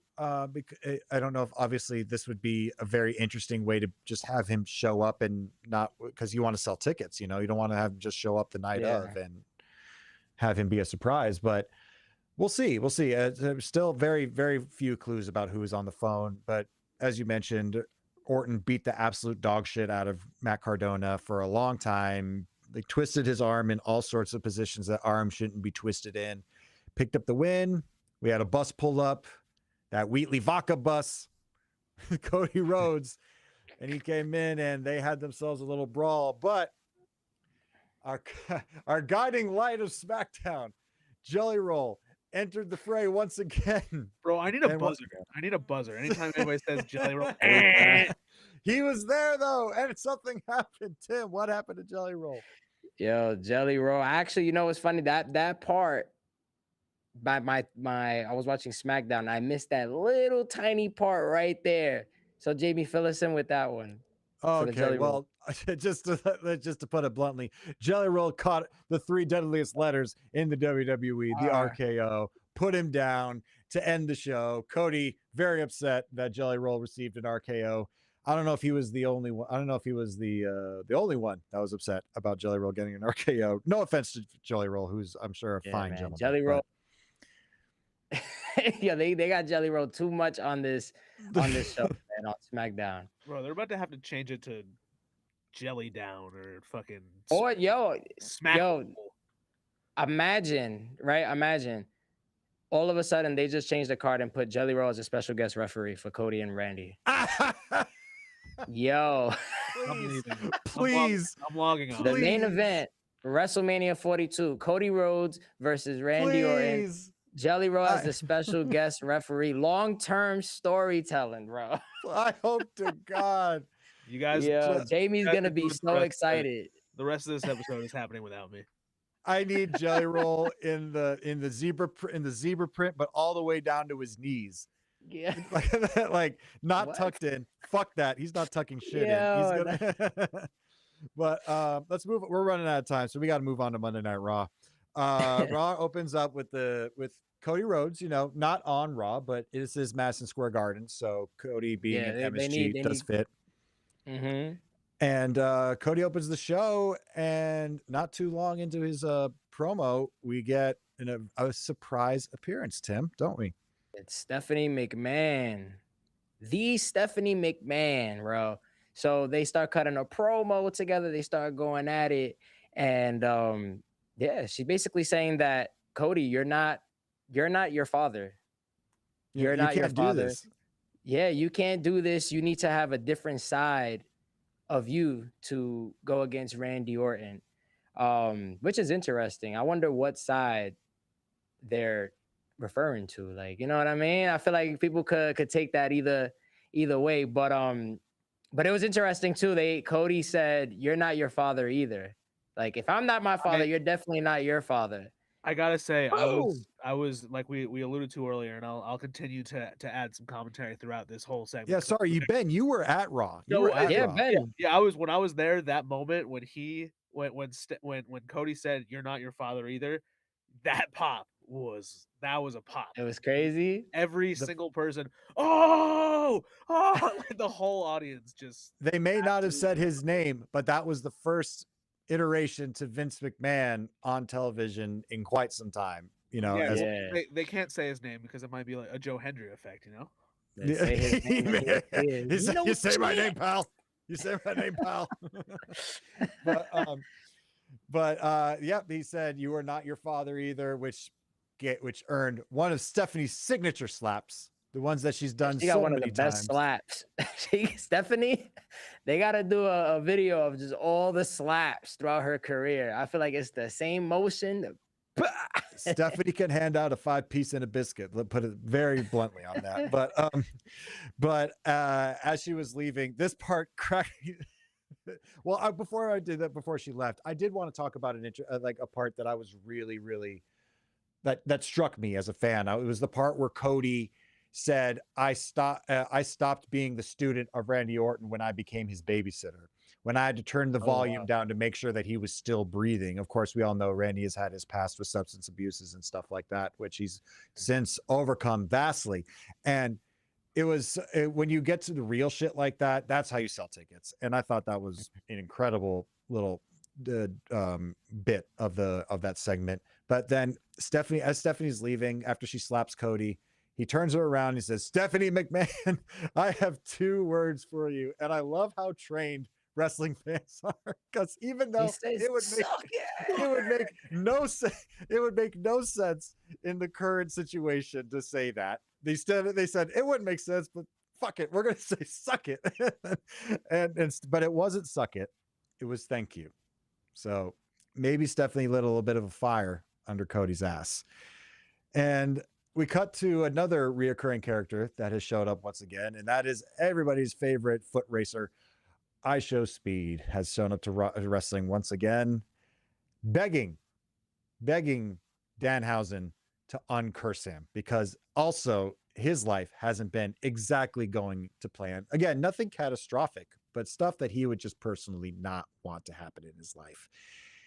And that's all we had for that. I mean, he didn't get uncursed because Adam Pearce intervened and said, we have you set up in the front row for our upcoming tag team match, which was, I'm going to let you talk about this one, the Usos versus the Vision for the tag team titles in a street fight in Madison Square Garden. I enjoyed this street fight. I enjoyed watching it. Ben, how was it live? It was awesome. I was one of the few people in the arena that was cheering when the Vision won. A lot of people were upset, but I'm a bit of a contrarian. But we're gonna pull up a clip here of some of my own footage from the sky. Let's see it. We're gonna run from real quick of IShowSpeed getting involved. Run it. Throw it up. Nah, yeah, I feel like that whole match was cool. And here it is.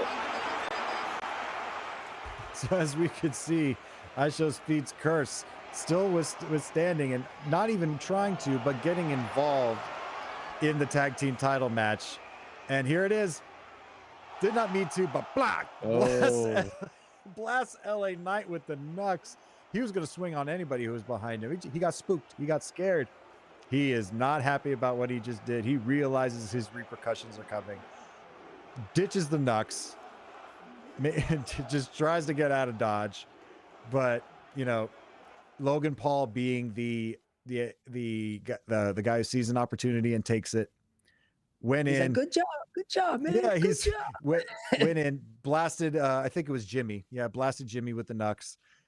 1, 2, 3. We have new tag team champions, which I think that was a good choice going forward. Can we talk about real quick the new music for the Usos? I feel like the moment they debuted a new track, they lost the gold. They didn't come through the crowd. Everything that whole night was just different for the Usos, which was a little bit of a bummer for me. I enjoyed Jey Uso's music. It was a noticeable shift of mood. The mood had changed in the air when the Usos came out to new music and no longer in the crowd. There was confusion. I was confused. People were confused. Yeah, it is. I know we're not seeing. I was wondering, like, when it was happening, we were texting each other. I said, does this mean there's no more yeet? But Jay still had the glasses on. He did do a yeet in the match, but there's no more run. I guess there's no more running it back. I guess there's no more entire crowd yeeting They ran anymore. it back. I don't know if maybe it wasn't on the broadcast. Maybe it was during a commercial, but they ran it back.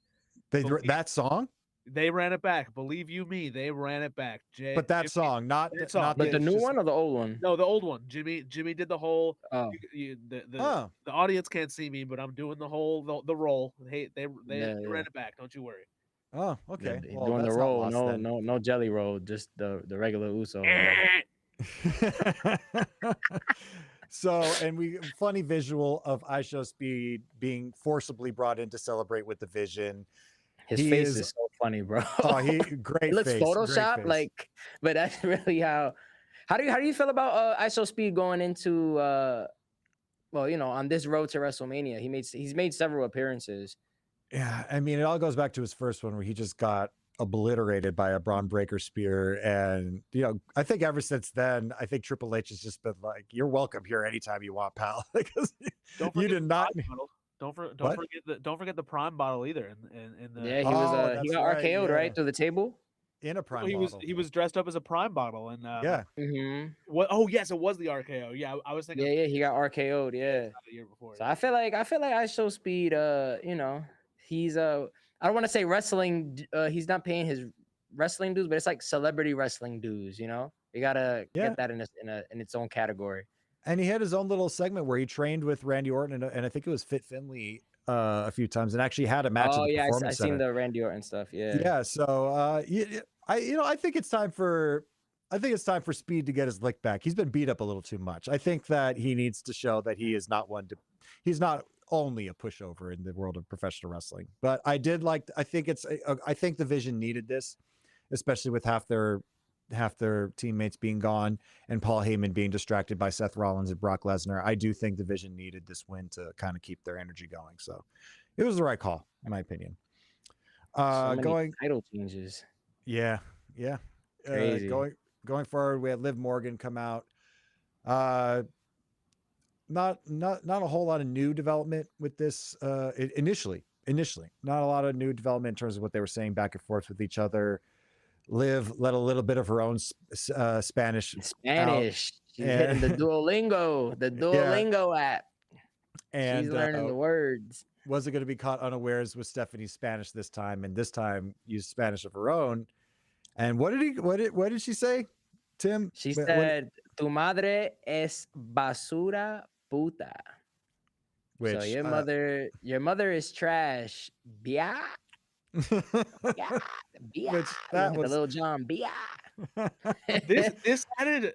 I was excited for this match, but this added that little extra oomph that I think the rivalry needed. Like I'm a Liv Morgan stan till the day I die. She's a big sneakerhead. She's been on sneaker shopping twice. That's my girl. But that was crazy.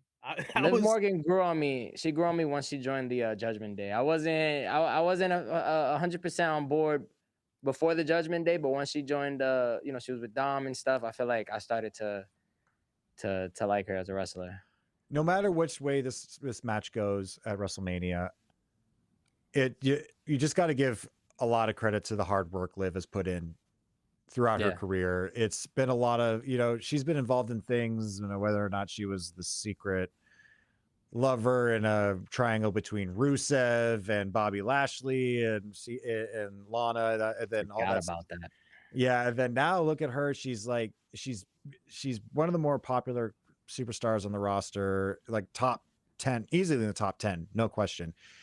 And she's put the work in. She's put the ring work in. She's at the dungeon. She's really trying to, not just rest on her laurels. She's really trying to improve herself every week, and it shows. The hard work shows. And I think this is just the beginning of what we're getting with Liv. I think she's going to just keep climbing and climbing. And of course, going back to the segment when Liv had her little exclamation, this was enough to bring out the current women's champion, Stephanie Vaquer. And I hope I'm pronouncing that correctly. I never know if I am. Now you're saying right. Okay, great. And Stephanie had their upper hand on Liv for a little bit. It looked like she had her number, but we had a surprise. She's been gone for a minute, but she's back. Another Roxanne. one of Liv's old friends, Roxanne Perez, made her return on Monday Night Raw, and even the odds. I mean, didn't even them. She put the odds in Liv's favor, and left her lying. Tim, are you happy to see Roxanne back? Right. Honestly, yeah, but I'm surprised that Liv and Roxanne are still in cahoots. I thought, we was gonna. I thought the same thing. I thought that they left on bad terms. Yeah, I'm unless later on that happens, because again, like I keep saying, like this road to WrestleMania, things are switching up by the show, so by the week. But I'm honestly surprised that Liv and Roxanne are still in cahoots. I'm like, all right, we here. It's interesting because because if you've noticed, Liv has kind of been like Liv has her two hitters, which are Raquel Rodriguez and now Roxanne Perez, but she hasn't been exactly super kind to both of them. Remember, she was the one that eliminated Raquel at the Royal Rumble, and like you mentioned, when Roxanne left, that wasn't on the best of terms either. So I don't know if it's all forgive and forget going into WrestleMania. So we'll have to see. Liv the championship. Oh my God. Could be. Talk about an upset. Las Vegas. The stadium is gonna boo Stephanie. My God. You think? But that'll be like, I don't know, maybe that'll be just good. A good twist, you know what I mean? You think Vegas is going to be on Stephanie's side? I mean, Liv's side more than Stephanie. Liv, for sure. I feel like people been on Liv's side when she won her first. She won the Money in the Bank. They've been with her through it all.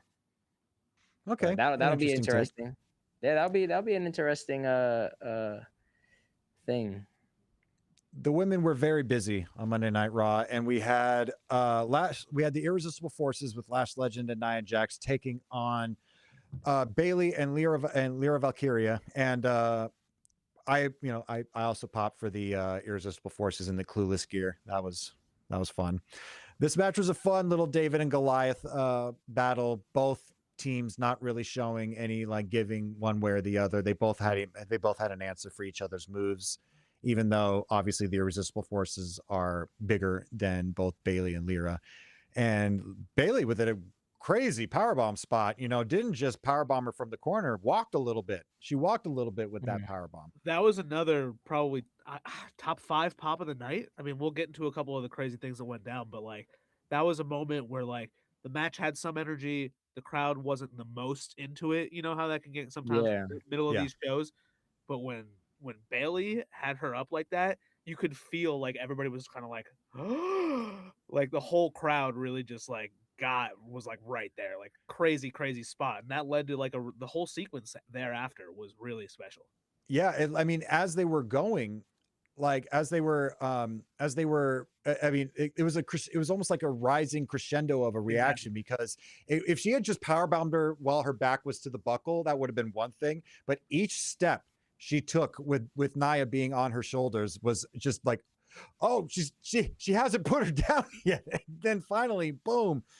It was, I mean, Bayley got her squats in, man. Like that was incredible leg strength. But this led to the other 4 members of this feud going on with Nikki Bella and Brie and Charlotte and Alexa Bliss making their way down to the ring. And it didn't take long for this to turn into a fracas once again. And you called it. Yeah, and now, like we mentioned it earlier on the show, we have that fatal 4-way match for the Women's Tag Team Championship, which I think is going to be a very fun match. All 4 of these teams are great. I'm really looking forward to it. I think it's going to be a standout. I'm looking forward to the entrances. I'm looking forward to the ring work. I'm looking forward to it all. Charlotte Flair gets to have all of the things that she was teasing to us last week. Yes, all the special moments that she was talking about. We're gonna finally get to see him. And Charlotte Flair is a GOAT. She's first ballot Hall of Famer, one of the greatest women's wrestlers of all time. This might be my favorite Charlotte. She's in like this. She's having fun. She's having so. I feel like she's. It's so clear that she is just like loving wrestling right now, and it's just awesome because like I wasn't the biggest Charlotte fan for a while. Really? I don't know. I just like she wasn't for me. She wasn't. And my favorite. what? But right now, like That's this is like I love this Charlotte Flair. Like it's fun to like love Charlotte Flair, and I love what I'm watching right now out of Charlotte. Absolutely. It really comes through when a talent is enjoying what they're doing. Like even though Punk has had his ups and downs with the WWE, it's so clear that he's having a fucking ball this run with the WWE. And so I think when you have happy talent, you get good performances. So good for Charlotte. I can see what you mean. I could tell Charlotte was definitely more a little bit more serious. But you know, I mean, everybody is serious, but this version, you could tell she's not as serious. She's just enjoying the show and having fun with Alexa Bliss. I mean, that's her bestie, I would say. I'm saying across the board, not just with Charlotte and Alexa, but every team. I'm looking forward to the entrances and the gear, the matching gear. Because you know they're going to match. It's WrestleMania. Those are going to be fire. I can't wait to see Last Legend and Nia Jax entrance. Low key, I feel like that's going to be a good one. This takes us to the third interaction between Brock Lesnar and Obafemi, but this one was a little different. Brock Lesnar didn't show up in jeans and a cowboy hat this time, Tim. He was ready. That boy was ready. Had his gear Came on. out with the yep. I thought it was gonna be a big. I mean, you know, like an actual like. You know, we was gonna get Brock and Oba right then and there. I feel like it's rare we see Brock with his gear unless he's fighting. You know what I mean? And I see we have a clip of Oba doing his entrance, which I could watch Oba entrances 1,000 times. That's what I was gonna say. I think this is the third week in a row that we've shown Oba's entrance, and you know what? Next week we're gonna show Oba's entrance also, and the week after that, let's run the clip.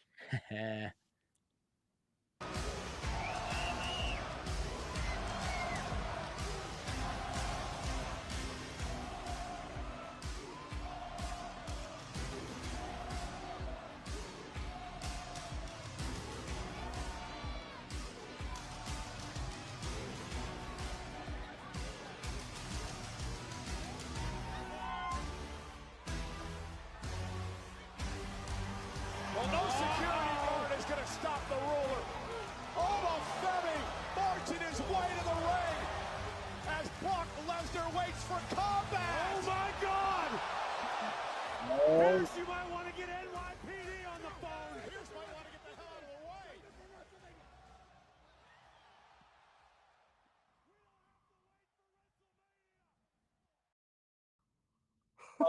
the way. I'll let you guys jump in here in a sec, but since I was there, I gotta. No, you do. So first off, tell us how that. It's the moment of the night. This is I texted you guys and said that like I want to talk about being at Raw, and like it comes down to like this. Like I have goosebumps thinking about that moment, and like thinking about the goosebumps that I had while I was there. Like this is what professional wrestling is, man. Like this absolutely got me so fucking hype. Like I was ready to run through a wall. My wife's first ever wrestling show, dragged her to the Garden. On the road to WrestleMania, she has no idea what's going on. She knows she loves Cody Rhodes. She does the whoa with me. It's great. But for her to like see Obafemi in person for the first time and like toss a human being like a frisbee and just like I can't say enough about that moment. Joe LaPuma was in the building also. He texted me. We were in different seats, but he texted me throughout the night. And all he had to say for this was just like dog, like DAWG, like there's no words for what, like strap a rocket to him, let him fly, don't let him come back, send him to the stratosphere. Obafemi forever. There's nothing like it in wrestling right now. Obafemi forever is crazy. He threw that guy like he was making pizza. That guy that he threw is gonna be like 5-10 years from now, probably like a future WWE champion or something. We're gonna see a story, a video package. You see the guys backstage, like at the pizza parlor, like it was just like, rah, he put a spin on that. But as Ben was saying, and Tim, I want your take on this as well. But unfortunately, what we didn't show after, what if you were watching at home or if you were live, is that before they could get into it, Triple H came out and put a kibosh to the whole thing, said, this is happening at Mania, not tonight, which why would you give away one of your biggest matches for free? I get it. It completely makes sense. But my notes that I had on this is one of those moments where you could have your matches that have leaps and valleys and all sorts of different like takes and twists and turns and stuff. But sometimes it's not always, it doesn't happen every single time you book a big match, but sometimes keep it simple, stupid, you know? Yeah. It's you don't need, if you show somebody this match who hasn't seen any of the previous SmackDown or Raws leading up to this, they'll get it immediately. Yeah. If you see the entrances on the day of WrestleMania before the bell even rings, you'll get it. And this is one of those situations where this match has done more than any words could possibly say, just by visuals and energy and presence. And it may be the biggest match. It may be end up being it's obviously the bell has to ring, so we'll see what happens. But match of the weekend, 1,000%. It is my most match of the weekend. Yeah, we got a match of WrestleMania. We got Roman Reigns and CM Punk, fantastic. We got Cody Rhodes and Randy Orton, fantastic. But this is like transcendent. This is one of those like builds and one of those moments that like we'll look back on in 10 years and be like, yo, you remember when Brock Lesnar and Obafemi fought at WrestleMania for the first time and tore the fucking house down, and we had goosebumps for the entire 8-minute and 37-second match? It's very well what I'm not gonna jump the gun with that one, man. We've seen Brock's matches, and the hype is there, and then a couple German suplexes. What if Ben? What if Brock does a couple German suplexes, like 6 F5s to Oba, and that's it? There's no way. No way. There's no way this is a squash. Yo, I feel like we're gonna have, when we hop on the pod after Mania, then we'll see. But I do believe and I do agree that the aura farming between the two, standing face to face in gear, that was insane, man. And the fact that even Triple H came out, I feel like once Triple H comes out, like that's when something is like serious. Like, yo, wait till Mania. The last thing I'll say before we move on to the next topic, because we're really getting into it today. Obafemi doesn't aura farm. Aura Obafemi farms. Yo, I feel like Oba threw that security guard, and then Brock was like, "Nah, time out. Then he just picked up that security guard F5'd him like, nah." What you That's an all-time Brock Lesnar moment. I will say that is. Yeah, but I feel like he had to. Like, nah, you're not about to hurt a security guard. That guy wasn't even looking at Brock. He wasn't even looking at Brock. He's just like, nope, this is an easy pay. Boop. That's it. He thought that dude thought his night was over. That dude thought his work was done. That match, though. I think I still think that Brock is taking a W, though. That's my opinion. He very well may.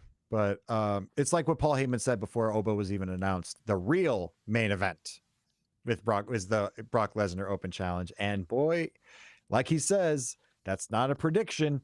It's a spoiler. But next up, we had everybody's favorite luchador, well, currently, and that is, unless your name is also not a Grande Americano, but it is Penta doing his weekly Open Intercontinental Championship challenge.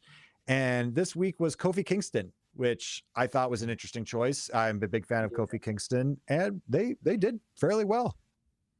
Yeah, I feel like it was cool. I feel like the match happened, and we got a big announcement afterwards. But I feel like those two, Kofi's a legend at this. But Kofi is definitely 100% legend, and he's proven that he can go toe to toe with anybody. But Penta takes the W, announces that we're getting a ladder match for the Intercontinental Championship at WrestleMania. Then later, after the show, that it was announced that we have Javon Evans, JD McDonough, Penta, Rusev, and Dragon Lee in a 5-way ladder match for the IC Championship. That one is going to be fire. That ladder match is going to be the one that we're going to talk about. I think that's confirmation that WWE watches Complex Graps.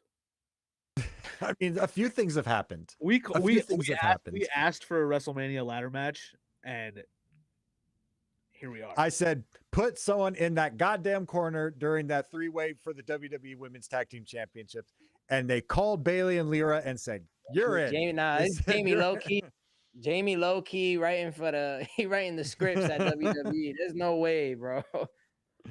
But so a great match. You know, those matches always deliver at WrestleMania, whether it be the Money in the Bank matches or even for the there's been a few Intercontinental ladder matches, and I think they've always been great. So, and it's great talent. We got Rusev as the powerhouse too, so I think that's gonna be. I'm really glad fun. they gave Rusev a chance here. I really do, because all those other guys are doing great. Dragon Lee, Javon Evans, JD, they all have their times to shine. We haven't seen that much of Rusev lately, and I'm really glad Rusev's going to get a chance to shine at WrestleMania. So good for you, Rusev. Paul Heyman comes out once again. Throughout the show, Adam Pearce has been bugging Paul Heyman to check his email. I don't know why he doesn't do it. He's on his phone all the time. So it's not like a hard thing for him to do. He doesn't have to boot up a modem. Collaborate with the video, man. You have to check his phone. You don't want to check his phone. And while Paul Heyman was out, he was congratulating the Vision, but Adam Pearce came out and said, if you had checked your email, it would show you that the Boston PD has dropped their restraining order against Seth Rollins against you. Or you had against Seth Rollins. Mm-hmm. Also announcing that Seth Rollins, we've been wondering this, is officially cleared for WrestleMania, which leads to Seth Rollins coming in and whacking Mr. Heyman once again with a chair. But something a lot of people, I think anybody didn't expect to happen next. Gunther, man. Gunther attacked Seth Rollins. So we're getting Gunther and Seth Rollins at WrestleMania. Jamie, I know you were pumped about this. Let's talk about it. Not a whole lot happened. Me personally, I don't like. I think Gunther was on that run with Retiring Legends and stuff like that. I know Mysterio's injured, like you said, Jamie. But I don't know, man. I saw some stuff on the internet like, yo, what if RVD came back? Gunther retires RVD. I mean, I think that would have been cool. But without a doubt, I already know that Rollins and Gunther are gonna cook. Like these two, they're gonna have a great match. Story-wise, I mean, we're gonna have to see how that unfolds, but without a doubt, it's gonna be a really great match. I agree that there has in terms of like, I would have liked to have the Legend Killer or like the Career Ender storyline going forward. I would have liked for them to have continued that. Because it's clear Seth Rollins isn't going to go anywhere for a long time, for at least a few more years. And I think that this match will be a good bell-to-bell match because both these talent are great. Gunther is on a whole other level right now. Seth always delivers at WrestleMania. I did hear an interesting theory. Again, I don't remember who. It was probably just somebody on the internet on Twitter that I read that said that what if this is a favor that Paul Heyman has called in to have him protect against Seth Rollins. And if he beats Seth Rollins, he wants the Beast afterwards. Gunther wants to retire. He says, I will protect you from Seth Rollins if you put me and Brock Lesnar's career on the line, maybe at SummerSlam. Damn, man. Yo, if Gunther was to retire Brock Lesnar, I mean, like that, oh my God, that visual would be. He's gotta, right? Sad. If you're gonna, he's got to prop this guy up as the career ender. You gotta feed him the beast. The Brock Lesnar's retirement match is probably the biggest card that the WWE has right now in terms of like a career maker. And like, I'm not saying that Gunther's career is already made, but if you're gonna turn Gunther into this like absolutely unstoppable, immovable object, force, heel, legend, icon, whatever superlative you want to give him, that's it. Brock Lesnar's career-ending match is like the biggest. You make Gunther for life. He has to biggest. You make him for life. Yeah, that got me speechless. I'm like, man, that visual of like Gunther putting Brock in a headlock and him just like fainting is in wrestling, in the wrestling world, sad. Like, man, the Beast, yo, that's put the Beast to sleep. That's it. That would be. Sheesh. But we shall see. that'll be Hopefully, your theory is true. Hopefully, that theory is I true. love It the makes sense. theory. I'm not. We're running out of time, so I'm not going to talk about this too much. But Yeah. scary bump. That two things I want to mention. One, so it was during the Io Sky and the Raquel Rodriguez match, and Io did a dive to the outside, which has been played ad nauseum online, where I don't know how she rotated. Maybe she clipped the top, but Io landed on her head during that match. And that just, like, if you see different angles of her hitting the mat where her neck just folds in on itself, and she got up like it was nothing. It was like, all right, cool. What are we doing next? It's just like, this woman is insane. And Yeah. I did want to give a shout out for Asuka wearing one of our Complex tees, which, Oh, yeah. you know, we Yeah, forgot you saw to, that too, right? I was like, that's the shirt. I was like, I think that is the shirt. yeah, which I know we missed one of our spots for for promoting the shirts, but we will at the end of the show. Do not worry. So let's roll right into the final segment of the show, which is Roman Reigns. Punk. The OTC made his way to the ring. Asked for Madison Square Garden to acknowledge him.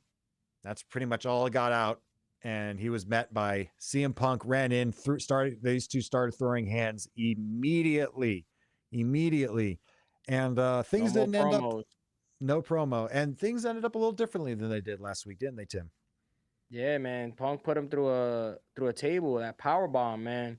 That and we were talking about it, Jamie, that power bomb was pretty intense, right? Yeah, I mean, like, speaking from experience, going up for a power bomb is hard. Even no matter what size you are, even if you are, because you're doing an ups, what you're essentially doing is you're getting a little bit of help, but you're essentially doing an upside down full sit up to get in position to get power bombed. And not only that, if you're not a big guy, if you're not a big dude, getting somebody up for a power bomb is hard. It's really hard. That's why not a lot of non-big dudes don't do it, and that's not in their moveset. But well, CM Punk is not all not big dudes. We got the clip ready to go. Let's take a look. Yeah. Let's check that out. Here at our announce desk. Oh my God! And Roman Punk to the table. Deja vu. This time it's Reigns to the table. Roman Reigns powerbomb through the table by the world champion.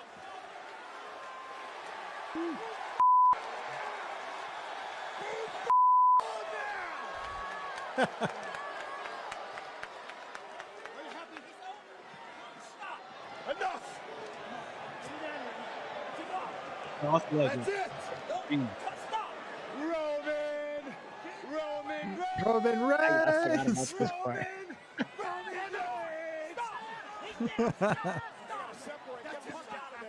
Yeah, I forgot about that part. That was funny. This CM Punk man is just, he's different.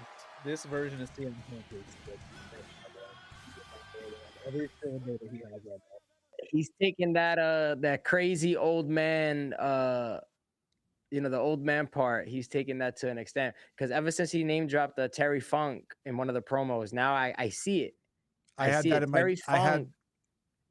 Oh, you had that too. You had that in mind. I had that in my notes too. That he is channeling Terry in this entirely. Yep, Terry Funk, man. I see it. That's crazy. That means we're on the same page. But I totally see it, man. Ben, you were saying something? Oh, Yeah, Terry Ben was Funk that's his goat. That's CM Punk says it every time anybody asks me. Like anybody asks him his Mount Rushmore or anything like that. Like that's Terry Funk is his goat. Yeah, R.I.P. and he Terry is. Funk, man. Yeah, and he is making Terry proud up there. I'm sure. I wrote Punk has snapped. Punk is Yep. Punk is he as Popeye said, he's taken all he can and he can't take no more. And they've done a really good job building this one. My buddy asked, who's the good guy, who's the bad guy in this one? And right now the lines are pretty blurred, I'd say. I don't know if it necessarily matters in this one. Yeah. But This is just a battle of fan bases, I guess. You got like the two very people, different ones. that rep the bloodline, and then you got the people that rep CM Punk. Is just the two fan bases collide together, and they just, I mean, they go against each other, and it's just, it's no I good mean, guy, bad guy. I mean, you got the Roman Reigns showing up in like the Rollies and like the Bentleys and the nicely tailored shirts and stuff like that. Then you got the CM Punks in jeans and a cut off tee of a favorite band that he likes, and that's a very different vibe between the two. And it is a competing of cultures for sure. And I think that's one of the reasons why the match works so well. But and I will say, you guys know I gotta jump in on my sneaker bullshit. Roman Reigns head to toe in his Levi's Air Jordan 3s, his Levi's Jordan jeans, his Levi's Jordan jacket. That man reps the jump man hard. yes, Yeah, no, that's he's always head to toe a Jordan. fly man. He fly, man. he dresses very well. Let's call a spade here. The man dresses. Did you guys see the viral Twitter clip of CM Punk that like he was going tribal chief? Yeah, he was having some fun that night, that's for sure. Like I mentioned, he's having a good time. So before we wrap up the show, we have a very fun announcement to make. That but first, before the announcement, I want to rep the product one more time. What Tim is wearing, you can't see it, but Ben is wearing one too. You could get all this and all these dope Complex WWE collab merchandise, tees, jackets, hats, available now and at WrestleMania weekend, available on Complex Shop, also on WWE Shop, and will be available in person at WWE World all WrestleMania week. So please get it while you can. Keep the lights on here. We love doing this show and we want to keep doing it. So please support the brand. We got a lot coming out through the pipe. I've seen some designs that are going to blow your guys' minds. It's for the true diehards. So I think you'll like what we got coming up. But talking about WrestleMania weekend, Tim, Ben, we got a big announcement, which is that Complex Graps will be at WrestleMania 42 in Las Vegas. We will be recording an episode live on Thursday, I believe is a new time. Yep. Not our usual Wednesday, but we got to fit in with the timing, with the scheduling of WWE. So we were recording a live episode, which will be Thursday the 16th, I believe. Let me check the calendar. I don't know. Yeah, because I'm pretty sure the Wednesday's like the 15th. all the dates. It is 16th. It is the 16th. Yes. So Thursday the 16th of WrestleMania weekend, we will be doing a live Complex Graps episode. Thank you, WWE, so much for having us. We're very excited to be there. Who's going to be the guest? We're going to be live. Hour. We are live. Yeah, we're usually live, but we're going to be up there. This is going to be a special episode. We're going much longer than we usually go. Jamie, you been to WrestleMania? You been to WrestleMania before, Jamie? Oh, I've been to my share of WrestleMania, sir. This is my second WrestleMania. My second one. And so, I mean, we're gonna have to put those numbers together to get a really respectable stat going. And who's gonna be?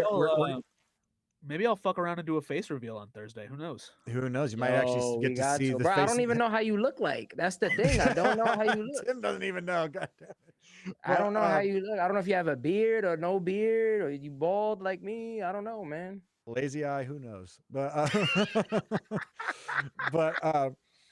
But we will be in the build. We'll actually be there all weekend. We're gonna be laminating live on a few times. Then we have something fun planned for Friday. Also, a few fun spots for WrestleMania days themselves. So please catch us out there. We would love to talk to you guys. Just link up, have a drink. It is Vegas, or if you don't, a sandwich. Whatever is your cup of tea. But I'm excited, Tim. We don't know exactly what's in store. We know we're going to be there, but who are we going to be interviewing? Who are we going to be talking to? Who are we going to be linking up with? That is yet to be said. The one teaser I'll give is, let's just say it's going to be guests, plural. Not with just an one. S? With an S. With an S at the end.